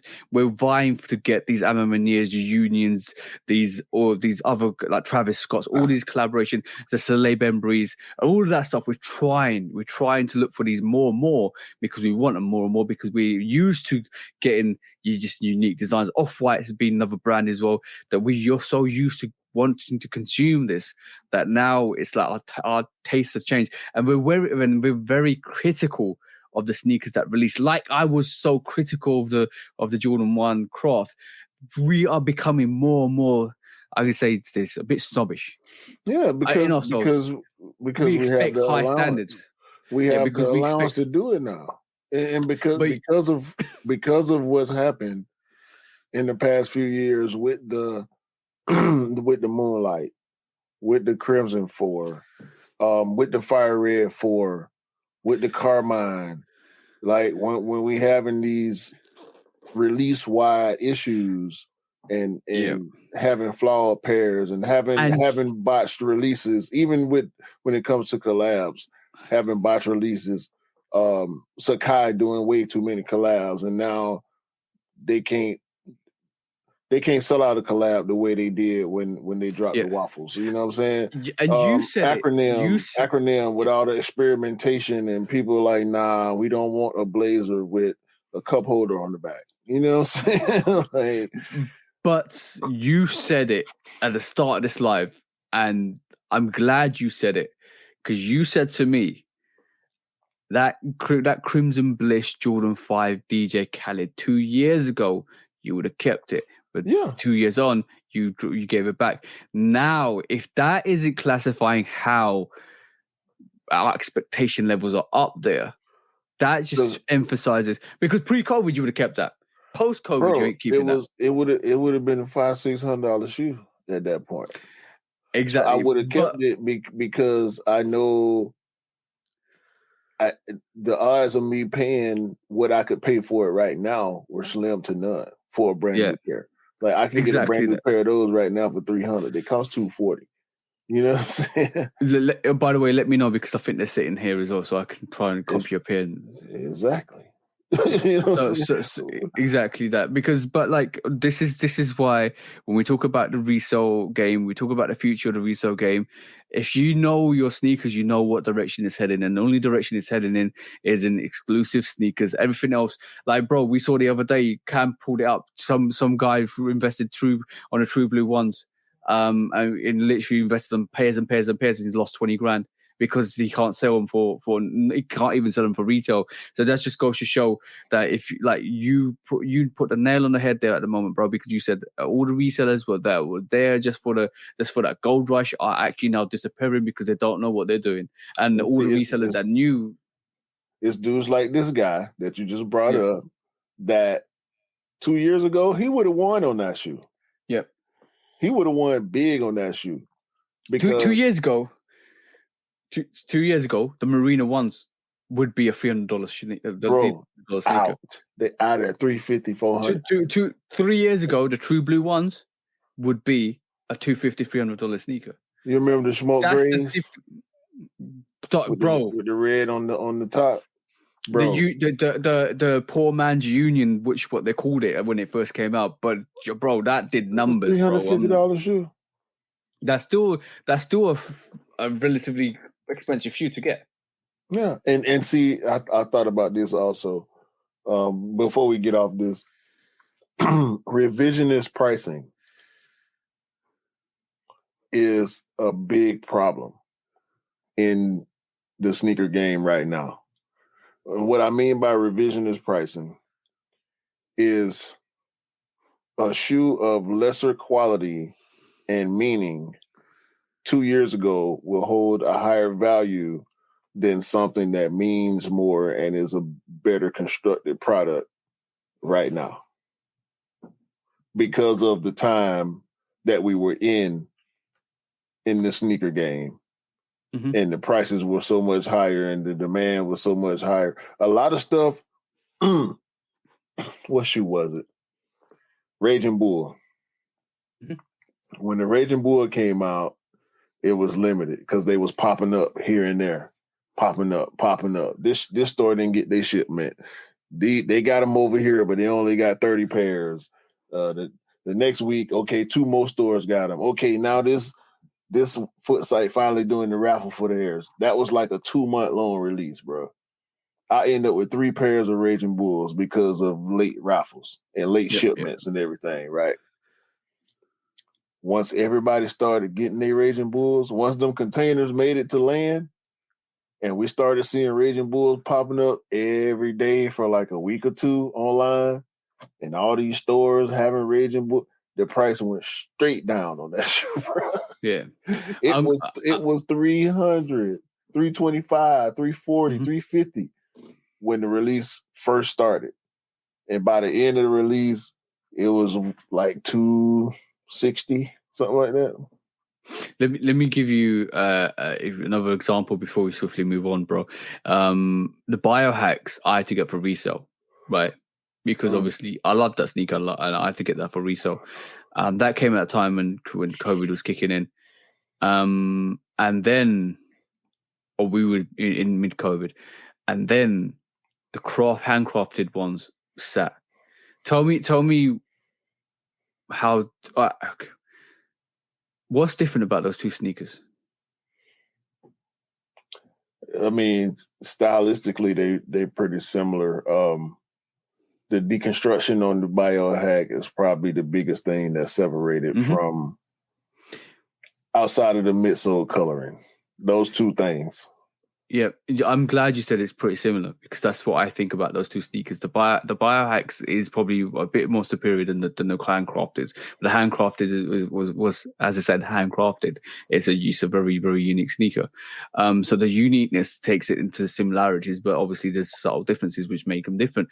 But if the biohacks came out right this moment in time, and I know it's been based on a dunk high. Don't get me wrong, I know that. I don't think it's do as well as it did in COVID. I truly think that it might do handcrafted variations where it just sits. It's a beautiful sneaker. It was my sneaker of the year. But I still think in this current climate, if you release a biohack, we won't do well.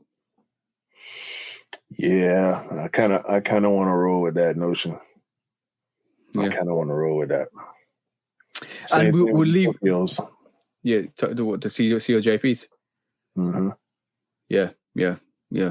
I know the silver COJP didn't do well. The Midnight Navy did well. And the silver one's probably a bit more exclusive. But I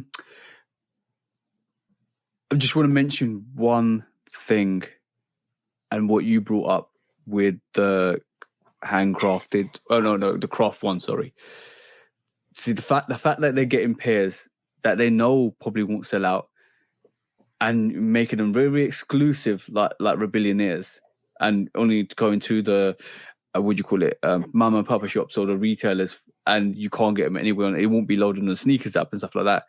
Just goes to show that that's another strategy that Nike using to make you kind of feel that sneaker's got some value, that you need to get it.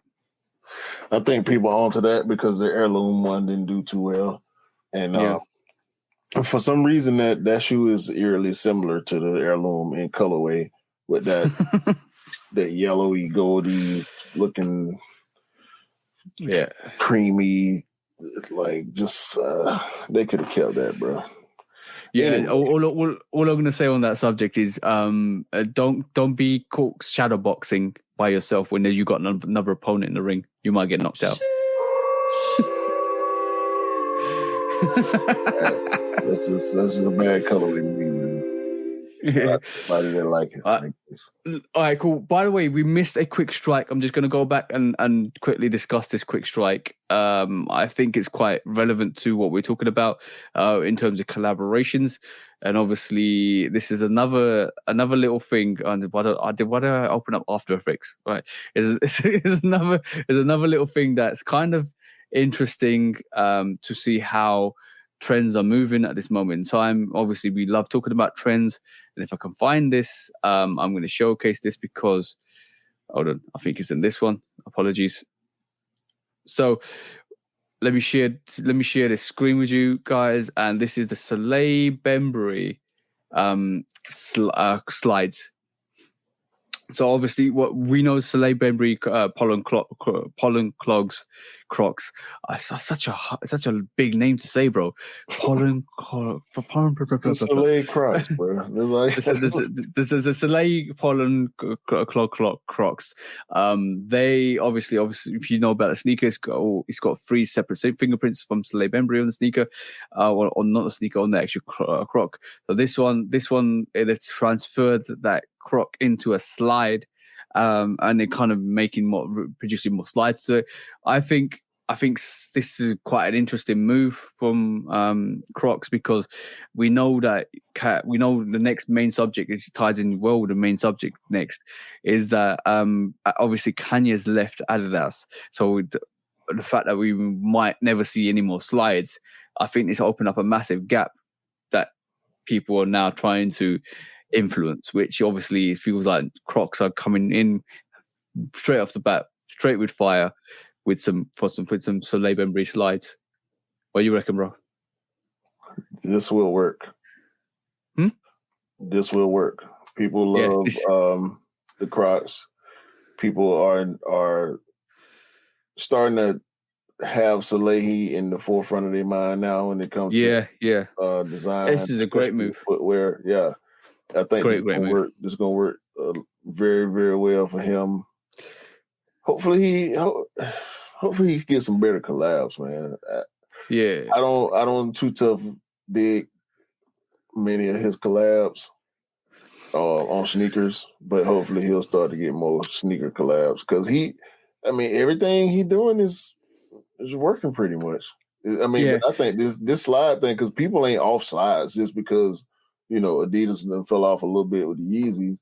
I still see people wearing Yeezy slides a lot. I still see people wearing Nike slides and Crocs a lot. So it's opened up the gap, though. Like it's opened up the market for slides. So basically, if Kanye's not doing slides going forward, then the question is, who's going to take up that spot? Because everybody's still going to, once you've run through your Yeezy slides, you want another slide. You're not going back to pay another, and the price on slides is going to go up and up and up if they don't produce slides, because everybody wants a slide. So if you can't pay that £200, £300, £400 for a slide, or whatever they're going to cost in the future when they can't get slides, they're going to go for other options. And if Soleil Bembury Croc Pollock slides are going to do well, this is the time, because if they're comfortable, and we know, and I can't say it firsthand, but a lot of people do say Crocs are comfortable. If they are comfortable and then compete with, are able to compete with Yeezy slides, then people are going to go for that second option.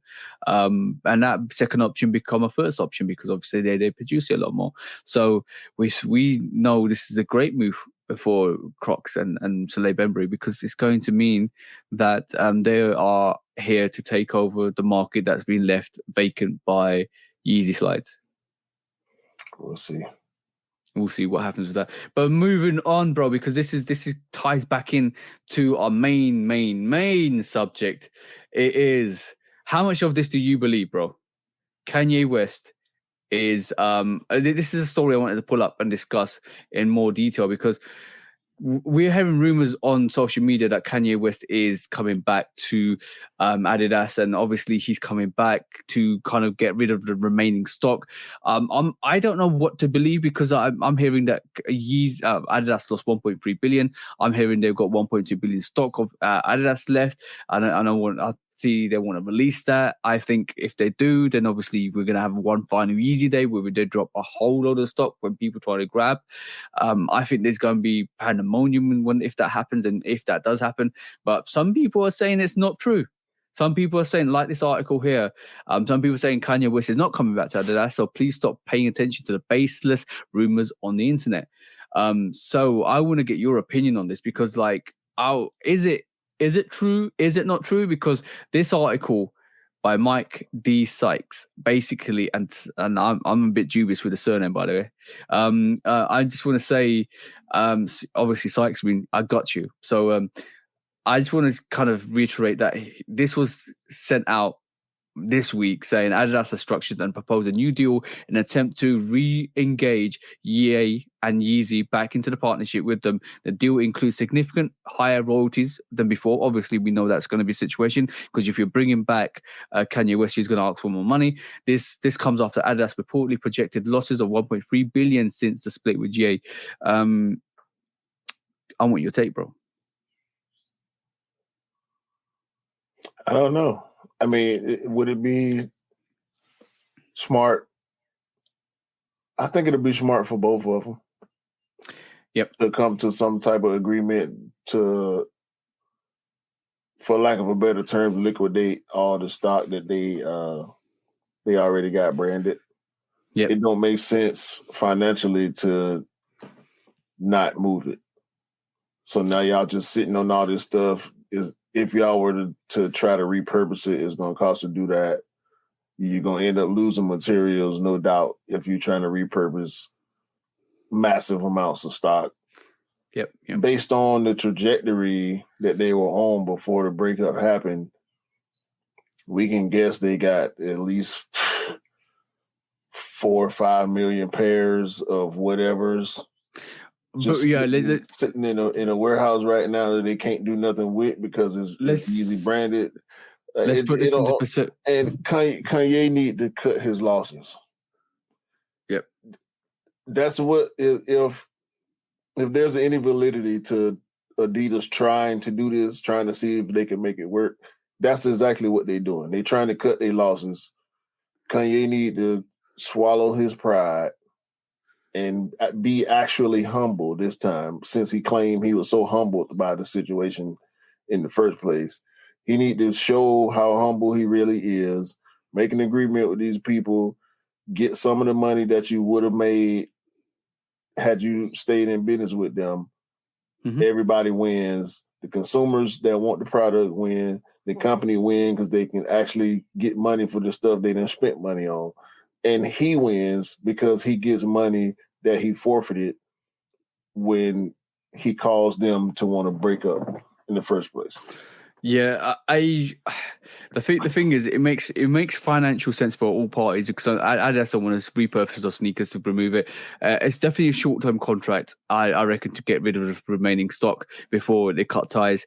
I can't see Adidas doing continuous business with Ye. Even though they lost a 1.3 billion hit from when the Ye split up with Adidas, if that's true, that we're taking that figure as not fact but a statement that somebody's put out there. Obviously, we just hear what we hear. It makes financial sense to do that. Even the royalties you pay to Kanye might not be as much as repurposing the sneakers, and that's a whole lot of time and effort you need to do to kind of situate that. That's going to be a massive issue. What we haven't seen, and I'll give you hints of what we haven't seen. We haven't seen the Beluga reverse Belugas or Beluga 3.0s. I think that's the sneaker that we haven't seen. That was predicted to come out last year. We haven't seen the Pirate Blacks. That was rumored to come out last Yeezy Day. Did we see the Pirate Blacks? No, we saw the Turtle Doves last year, didn't we? Or the year before? I don't keep up with that. Yeah, so there was a whole load of sneakers that we haven't seen come out, and we saw the Wolf Grey 350s. That didn't come out. Yeah, there's a lot of sneakers that we haven't seen come out, and are still sitting there with Yeezy branding. And I think it makes big business financial sense to do that. We'll probably hear more in the next couple of weeks about this, but it makes sense. It does make sense. And I don't think it's going to be a long-term contract unless Adidas think, you know what, we might as well keep up with Ye because at the end of the day, we are losing money and we're hemorrhaging money.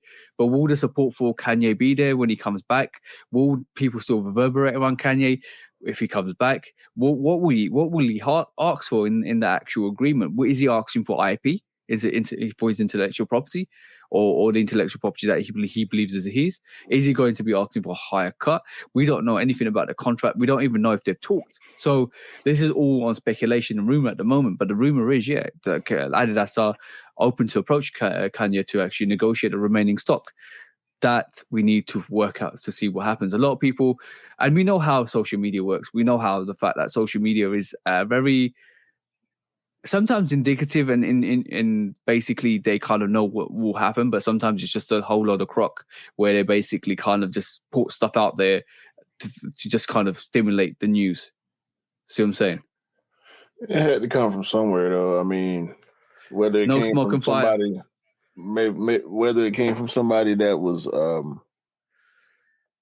don't know, somebody that was on the inside of Adidas that said, that might be a good idea, and it came from there, or maybe somebody on Kanye's side said something about trying to reconcile, but it would make sense for everybody. I mean, especially for the financial teams on both sides. Yeah. For the lawyers on both sides, the legal teams. Yeah, that's a lot of commission, bro. Let's make this happen. But is the question is, has too much been said and done?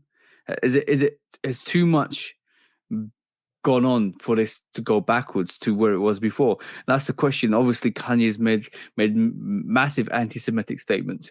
JP Morgan chucked him out from doing business with him. That's them, bro. That ain't got nothing to do with this situation. That's them, bro. If I was him, I'm trying to get back as far as I can, as close as I can to where I was before everything went belly up. I can't worry about what somebody else does or doesn't want to do. If Adidas is coming back at me talking about trying to put something together to release this product, whatever the negotiations is, like you were saying, IP and ownership and royalties and all that. Let's just get it worked out, bro, so I can get this money. I'm not even talking about from Kanye's perspective. I'm actually talking about from Adidas's perspective, because is it a bad look on Adidas to do business with somebody that's said anti-Semitic things? Depending on who you ask. I'm not buying the product. That's gonna matter to the consumers. To the consumer, exactly. As long as there's a demand for the products, that answer, is gonna show itself. Because people gonna buy. People gonna buy. Whether they gonna put it on feet, or they reselling it, or trying to hold it for a greater value later on. As long as they buy it, that's the bottom line. You know what I'm saying? That's the bottom line. And for all parties, for Adidas, Kanye, and everybody else involved monetarily, because we know there's probably some other parties involved with this too that stand to gain something from this. That's what it's all about. When we see stuff like this, bro, it's about money.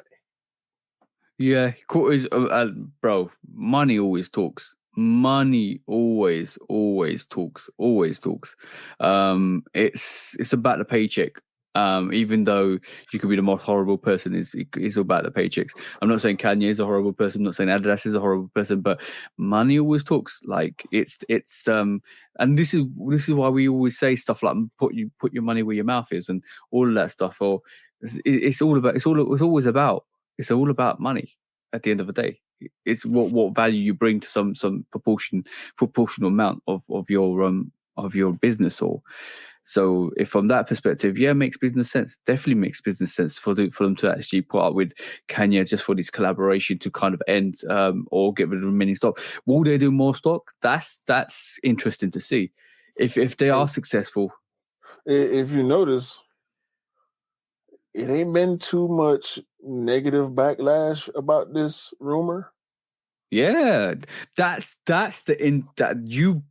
I totally didn't even think about that. You brought something up really, really, really interesting, because we would have expected a lot more backlash from this. Not necessarily. Towards Adidas. Not necessarily. I don't really. I'm not, and I would be one to give negative backlash to Adidas. I don't really care about this situation. Like I'm done with this. So whatever they do I made my determinations months ago when everything came to a head. Yeah. I'm not rocking with Kanye West as an artist. Whether it's music, clothing, or footwear, I'm not rocking with him. Yeah. So that's where I'm at.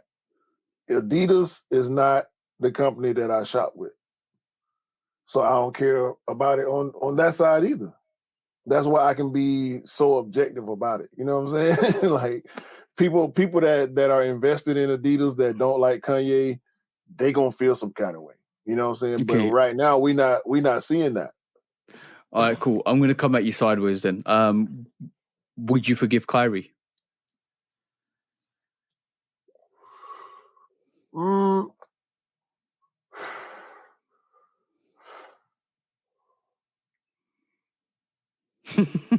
You have to really think about that.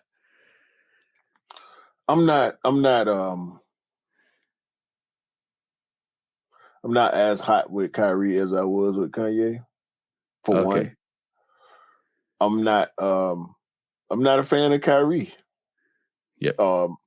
As far as like, you know, him being a favorite of mine. You know, I recognize his greatness. Same thing with Kanye. I don't, you know, Kanye don't all of a sudden suck to me as an artist and nothing like that. It's you know, subjectively. Right. This is why I wanted to put that situation in your brain. Is subjectively, I wanted to actually ask you about a case that is similar, but obviously branding is different. So I wanted to kind of put that in your range and think, what would you have done? Because I know you have no love lost for Kanye West or Adidas, but you have love for Nike, and you have potentially had love for some kind of respect for Kyrie. Yeah. So from that perspective, I just want to say, situations being the situations they are, they're quite similar. So would you forgive Kyrie if it all was said and done? They all mutually came to an agreement and said, yeah, it's fine, let's carry on what we had before. Would you be happy? Would you support it? Because this is like what's happening with Kanye. Yeah, I don't know, bro.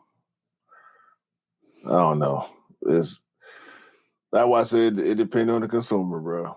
Because I don't buy Kyrie shoes either. So I know, but you're a very Nike loyalist. That's why I asked the question. Yeah, bro. I love my Nike products, but you know, companies make questionable decisions, and even from the Nike standpoint, I'm looking at this Adidas situation like they just got to do what they got to do. Yeah, exactly that. I ain't got to like it or agree with it, but like at the end of the day, you want to lose this money or you want to make this money. Exactly. And you know what? I'm shout out to you, Marcel. You was agreeing with most of the topics I was actually talking about last week, is in terms of the disorder that Adidas is at the moment with the actual releases. I think we went from specials to Nike, like Marcel realizing, yo, maybe TJ's got a point about marketing. So it's glad that we came to an agreement on that. But it's going to be interesting to see. I'm going to wait for the debris to settle, and then work out what the situation is. Because at the moment, the bombs exploded in terms of the Adidas trying to seek back Kanye, and then let's just see what settles from that, and we can kind of analyze the situation. Because I think at the moment the smoke's in the air, we don't know what's happening. Nah, but there's no smoke without fire, bro. So Adidas they ain't stupid. They gonna see what the public opinion is, and I think they're gonna try to make a move based on how the people public feel. opinion. Yeah, I think what you just said is spot on. They've just put that out in the ether, and they're trying to work out what people's reactions are. And if there's no bad reaction, then they might say, okay, cool, we will go ahead with this. If there is a bad backlash, they'll say, oh, well, we did. There was no negotiation in the works anyway. So they can't lose on that situation. And this is how big companies roll anyway, because they'll put something out there, leak something, maybe leak a UA sneaker, and all of a sudden UAs are doing everything like that. But they might leak something and then kind of say, oh, but that wasn't us though, because we didn't say that. If the reaction is bad. Might open the door back up for him. Yeah, but will it be long term or short term? That's the big question. If it does open up, if this agreement is happening and it does open up the door, is it a long term agreement? Is it a short term agreement? Is he going to be back? Is he going to be designing? Is he going to be doing stuff? Is he just going to get rid of the stock? That's all the questions we need to realize once the dust settles. This might all be like this report saying a whole load of crock. So let's just see. Let's see. It's going to be interesting. Okay, bro. Let's get into the most vital part of this podcast. Yeah. When resale is too high. Damn resellers. Order. When hype beats go too far. These damn hype beasts. Order in the court. Order. The back door opens. Guilty. It's time for Order in the court. the sneaker court of public Guilty. opinion.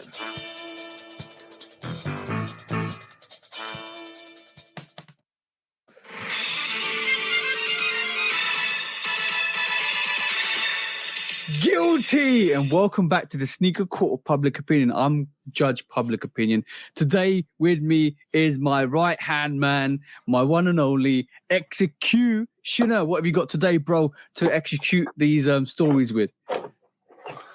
I'm gonna have to come back once again with the big book, bro. These rule breakers and line steppers gonna have to understand. You're gonna have to get slapped upside the head with the big book, man. It might be the only way to make them understand. So we're throwing the big book, the Shoe Dog book, at them this week. So for first court case, it is the one, the only, the liar, your pants are on fire, Jason Tatum. Do you wanna add that to the stream, bro? Because I know you've got something up there. Let's just see what happens.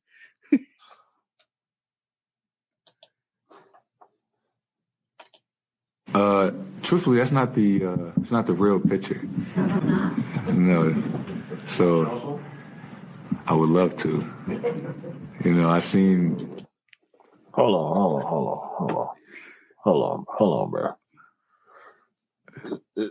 It's not the real picture. Okay, cool, bro. I kind of, I want to say he did it really cleverly. Hold on. Is he saying that's not a real official picture? That's not the real official picture. That what you saying? we were talking about Jason Tatum's Jordan signature sneaker, and bro, what we saw in the All-Star weekend was exactly the same as the leaked picture, bro.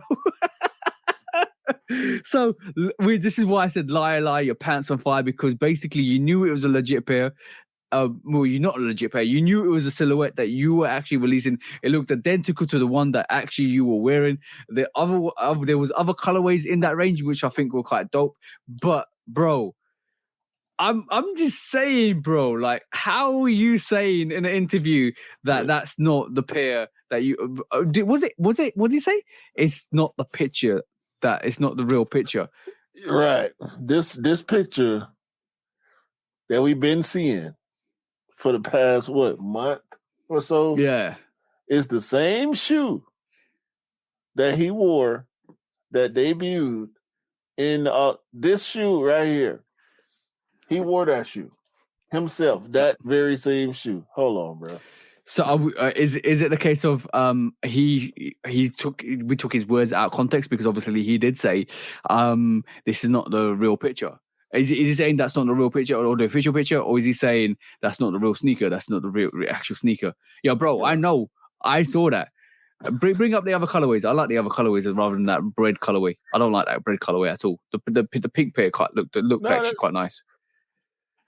No, that's the one. That's the one that he claimed the picture was fake and was not coming out. That's the shoe he got on. Did he say that's not coming out? He did say it's not the real picture, but did he mean it's not the official picture? Right, I don't like that's the question.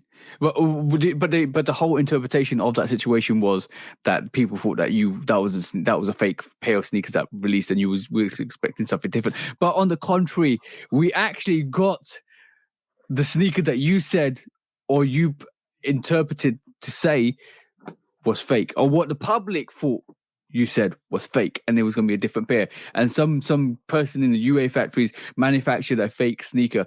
But it's interesting that we might have taken his words out of context, or not his words, but his meanings out of context, because a lot of people jumped on that after that actual interview and said, yo, that pair's fake, that pair's fake, that's not real pair. But in reality, it's exactly the same as the picture that was shown from, I think that's a Chinese website that showed that picture. Mm. And then we saw the Jason Tatum Jordan sneaker with the cool grey 2s, which we brought up to the podcast, and we said maybe the UAs have got ahead of the game and they started producing Jordan 2s on the basis that that what Jason Tatum said that wasn't real. So bro, that's just show. Now you keep talking, bro. I'm gonna just keep pulling up evidence. I'm just saying, like, how do you interpret? How can you go out in an interview and say that's not real or that's not the real picture, and not kind of get people thinking that maybe that sneaker wasn't the real sneaker, because obviously you didn't kind of allude to the right context to the statement that you made. Like, He's a liar, bro. He's a liar. Bring that interview back up, bro. I want to listen to the whole thing. I want to see what he actually said, and let's kind of break down everything he says, because it's a bit of a reaction now. Go back to the start and let's hear it. Truthfully, that's not the real picture. No. So I would love to. I've seen the not real version come out today, and the kid in me wanted to post the real picture. But I'm excited. I'll be wearing them very, very soon, but that's not necessarily exactly how they look. But I'm excited. It's been a long time. Stop that, bro. All right, He's cool. a liar. It's always good to listen to the whole statement, because obviously sometimes people take the statement out of question. So what he said was that's not the real picture. It doesn't look like that. It doesn't look exactly like that. This and that. Okay. This the picture right here, right? We talking about. This the picture we talking about, right? Yep. You sure this the picture we talking about? Yep. That's the picture we're talking about, bro. Go back to the picture again, sorry. I just want to see if this is so. All right, cool. It's exactly the same, bro. Exactly the same. Yeah, okay, cool. I'm just gonna conclude this. I'm just gonna say this, bro.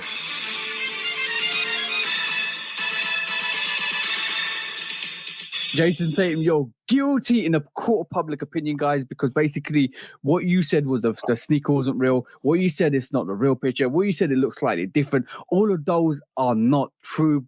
All of those are false statements. All of those are basically telling the public that they didn't see the real thing. You got caught up in your own hype. You got caught up in your own clout. You got caught up in your own sneaker to realize that, in a matter of fact, your sneaker got released and leaked and you were upset and you just basically said some whole load of untold false truths.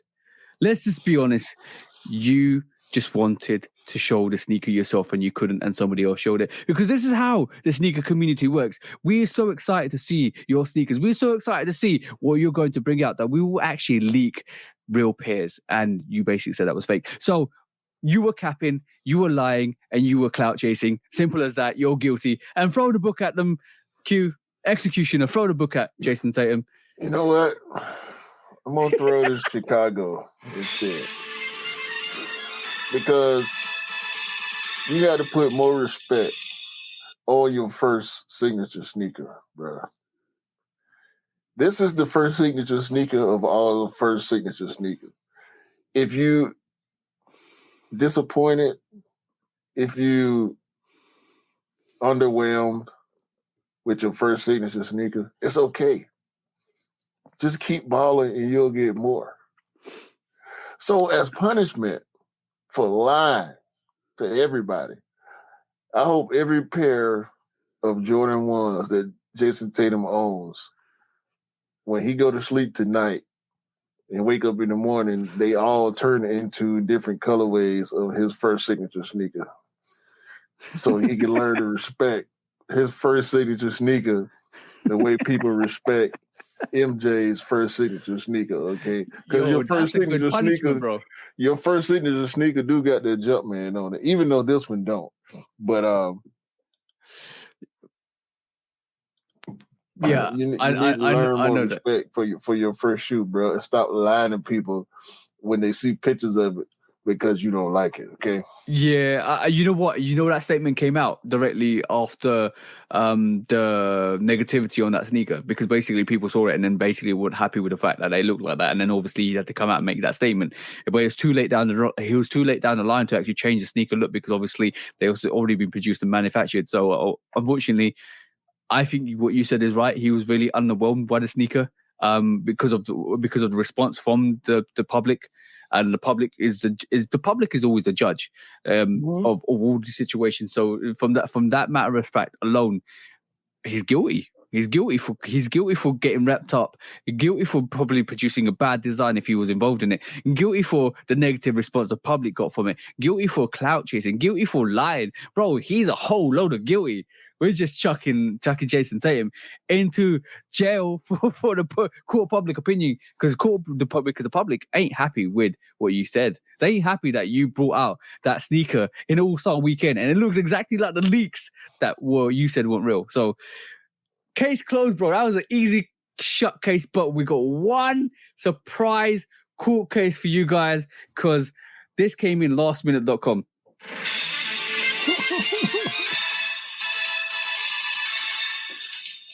And it is a matter of fact that we know sneakers are sitting. We know sneakers are not reselling. We know sneakers don't do much in terms of the market at this moment in time if it's a regular release. But off the back of that, I never saw this one coming, because this one is weird. I'm just trying to bring this up because I'd rather show you, and I want to see the shocked look on your face for this one, because bro, if I can find it, let me just share this again and I'll just go and do this. 2 seconds.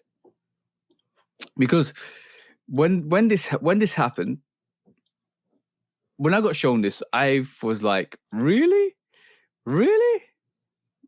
Are you ready, bro? Mm-hmm. Yeah. This is Air Jordan 5s at a rent center, bro. You can rent a Air Jordan 5. I thought about bringing this up as a topic, but this is so goofy, bro. And I believe let's go on, bro. Go on. I believe this to be true, bro. They're making you pay $20. They're making you pay $20 per week or 53, making you pay $20 per week to own the sneaker, or to rent the sneaker. Or it's a I read the contract for a couple of companies that do this as well. Is buy to rent. So basically, you rent it, and then you can give it back if you don't. Rent to own. Rent to own, yeah. You can buy it, you can rent it, and if you don't like it, you can give it back. But you're paying $20 per week to buy the sneaker. Over 53 payments owned on it. So let's just work this out, because I'm getting my calculator out here, bro. No, they got the price on the tag. What's the price on the tag, bro? I can't read it. It's on you. I mean, total cost. Okay, I can read it now. I can see it.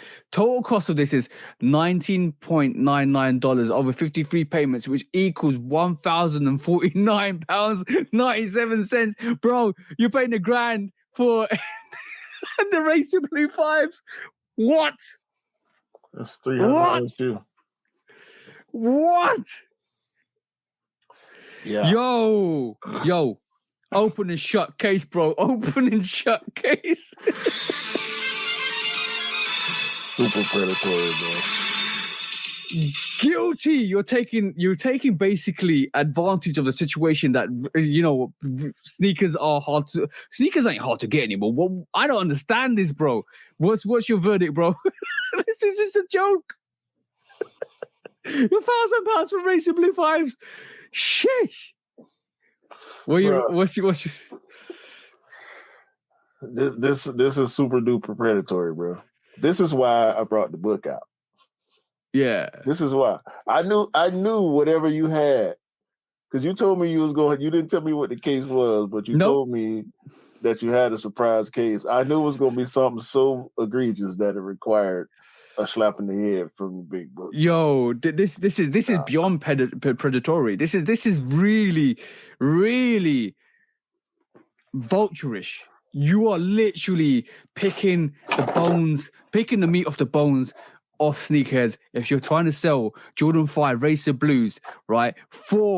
And by the way, that was an interesting sneaker when it released, because obviously once it was gone, it was gone. You're basically saying to people, come into my store. You know what?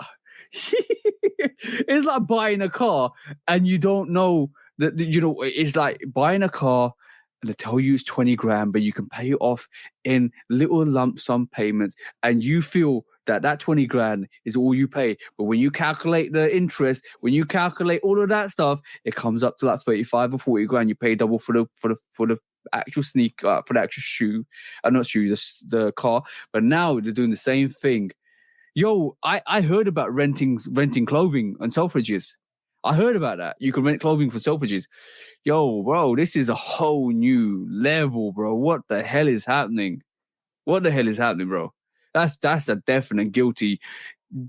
Guys, if you want sneakers, save the money and get them, or go 0% interest pay per month and get the sneakers from a retailer. Don't go into these rent a cop, or rent a sneaker, rent a shoe, rent a clothing, rent a whatever. It's not worth it. You're paying way too much money.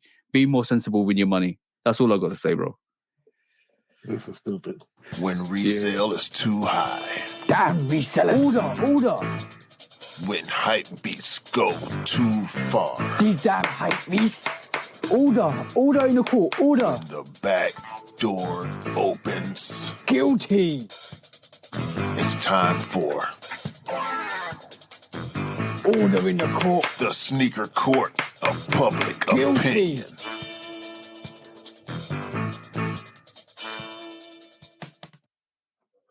That was corny behavior, bro. Body, bro. Corny. It don't make sense. No, makes sense. Okay, we're going to quickly finish off with the last subject of the day, and the last subject is being the reason why we left it at the end, because we want to discuss all the topics before. But last subject of the day is who's got the best signature sneaker for these seven. I think there's 7 people now. I forgot Rui. By the way, we forgot Rui. How can we forget Rui? No signature sneaker. He has. No. Has he not? No. Oh, because he's only got the Jordan 8. Okay, cool. My bad. Because we were just going for signature sneakers. So let me share my screen because I've got all of them up here at the moment. I'm going to say who the people we picked at the moment, bro? Zion, Ja, Tatum, Luka, and Giannis. Okay, cool. So I'm gonna share the screen. Okay, this is LaMelo and Kawhi also. Yep. So this is Zion's first signature sneaker. Nah. What you reckon? I ain't really like him. I was happy that he got his first signature sneaker. I was excited to see it, but I didn't really rock with it. Definitely not as much as I like his second signature. I'm gonna get this 3. Okay, cool. We're gonna list our top 7 anyway. So I think this is Kyrie-esque. It looks like a Kyrie-esque sneaker, to be honest, with the Z right next to it. All right, next up is Jars. I know you love this sneaker. Yeah, Jars. That's a 5 for me. Okay, cool. I do like the color blocking in this.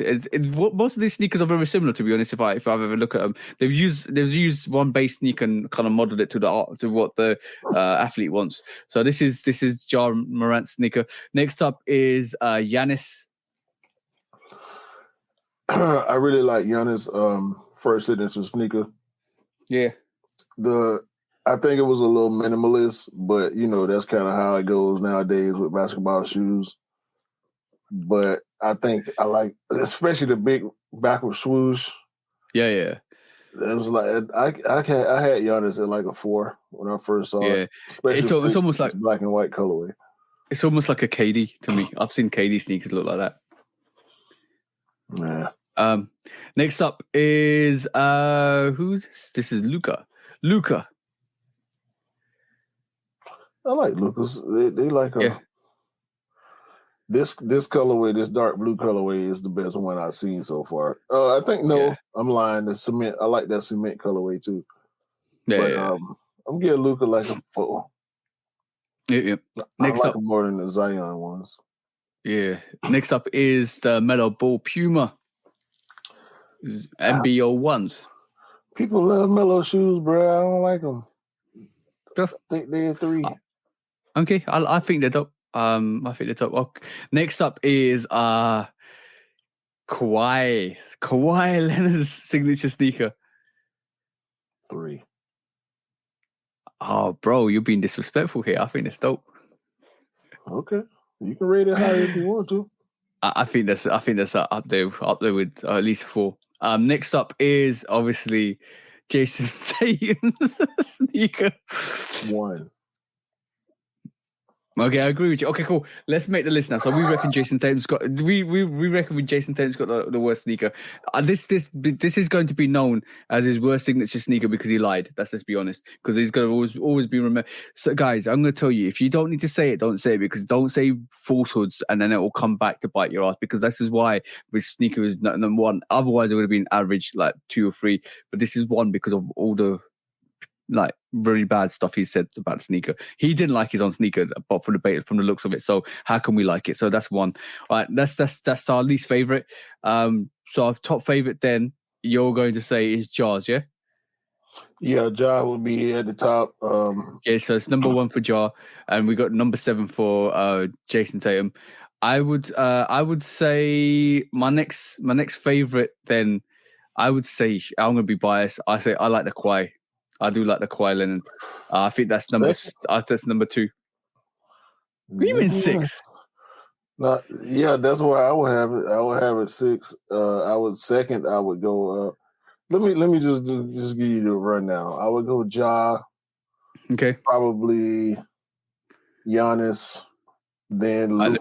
Let me just bring this up. So you would go Ja. Then you go Giannis. Yeah. Probably Luka 3rd. Okay, Luka. Zion 4th. Zion's okay. Probably Melo 5th. Oh, you think those are better than the Kawhi Leonard? Yeah. Then Kawhi and then Tatum at the bottom. Okay, my order would be. I agree with you. I think Jar's got the best first signature sneaker. That's dope. I like that. I would then personally go for Kawhi's. I think that's dope. The whole outsole is absolutely dope. I think it's really nice the way they did that. So I think that's to me number 2. Number 3, I would say I like Lucas. That's dope. Number 4 is Giannis. Number 5 is probably going to be Zion's. And number 6 is Melo's. Even though I think that's a dope release, I think there's other better colorways than that all red looking sneaker or orangey red looking sneaker. But then obviously Jason is going to stay at the bottom because of all his bad behavior. He's been put into the corner, and he's going to stay into the corner until he loves his sneaker. You know what? That was the best punishment that you gave out this week. Hey man, listen, you gotta get some type of repercussions for just being a lying sack of dirty shirts. Like, you know, but the base emphasis is what you said is if you don't like your sneaker, how are you going to expect other people to like your sneaker? Because you already threw so many falsehoods on it. So why? This is goofy, bro. It is what it is. I ain't buying them. Anyway, guys, this is episode 56. Done and dusted, and you obviously know the name of this already. It's Liar Pants on Fire, so that's going to be the podcast name today because the main topic or the main subject was Jason Tatum being a lying, what do you call sack of shirts. All right, cool. Q, break it down. Let's get out of here. Yo, appreciate everybody for watching, man, supporting, getting at us. We're having some good conversations lately, man, with some of y'all. So we appreciate that, man. Y'all make sure y'all keep y'all heads up. Keep your family strong. Do what you got to do out here. Be safe as usual. And continue to have a great day, great month, great year. And hopefully everybody that want these Jason Tatum ones can get the Jason Tatum ones because we actually know that now they are the Jason Tatum ones. Because if you like Jason, you deserve Jason Tatum ones. You know what I'm saying? So y'all get them, bro. I'll see them on the shelf. You know what I'm saying? Yeah. Learn to love yourself. The moral of this podcast at the end of the day is learn to love yourself. Maybe other people will love you too. Peace out. Peace out.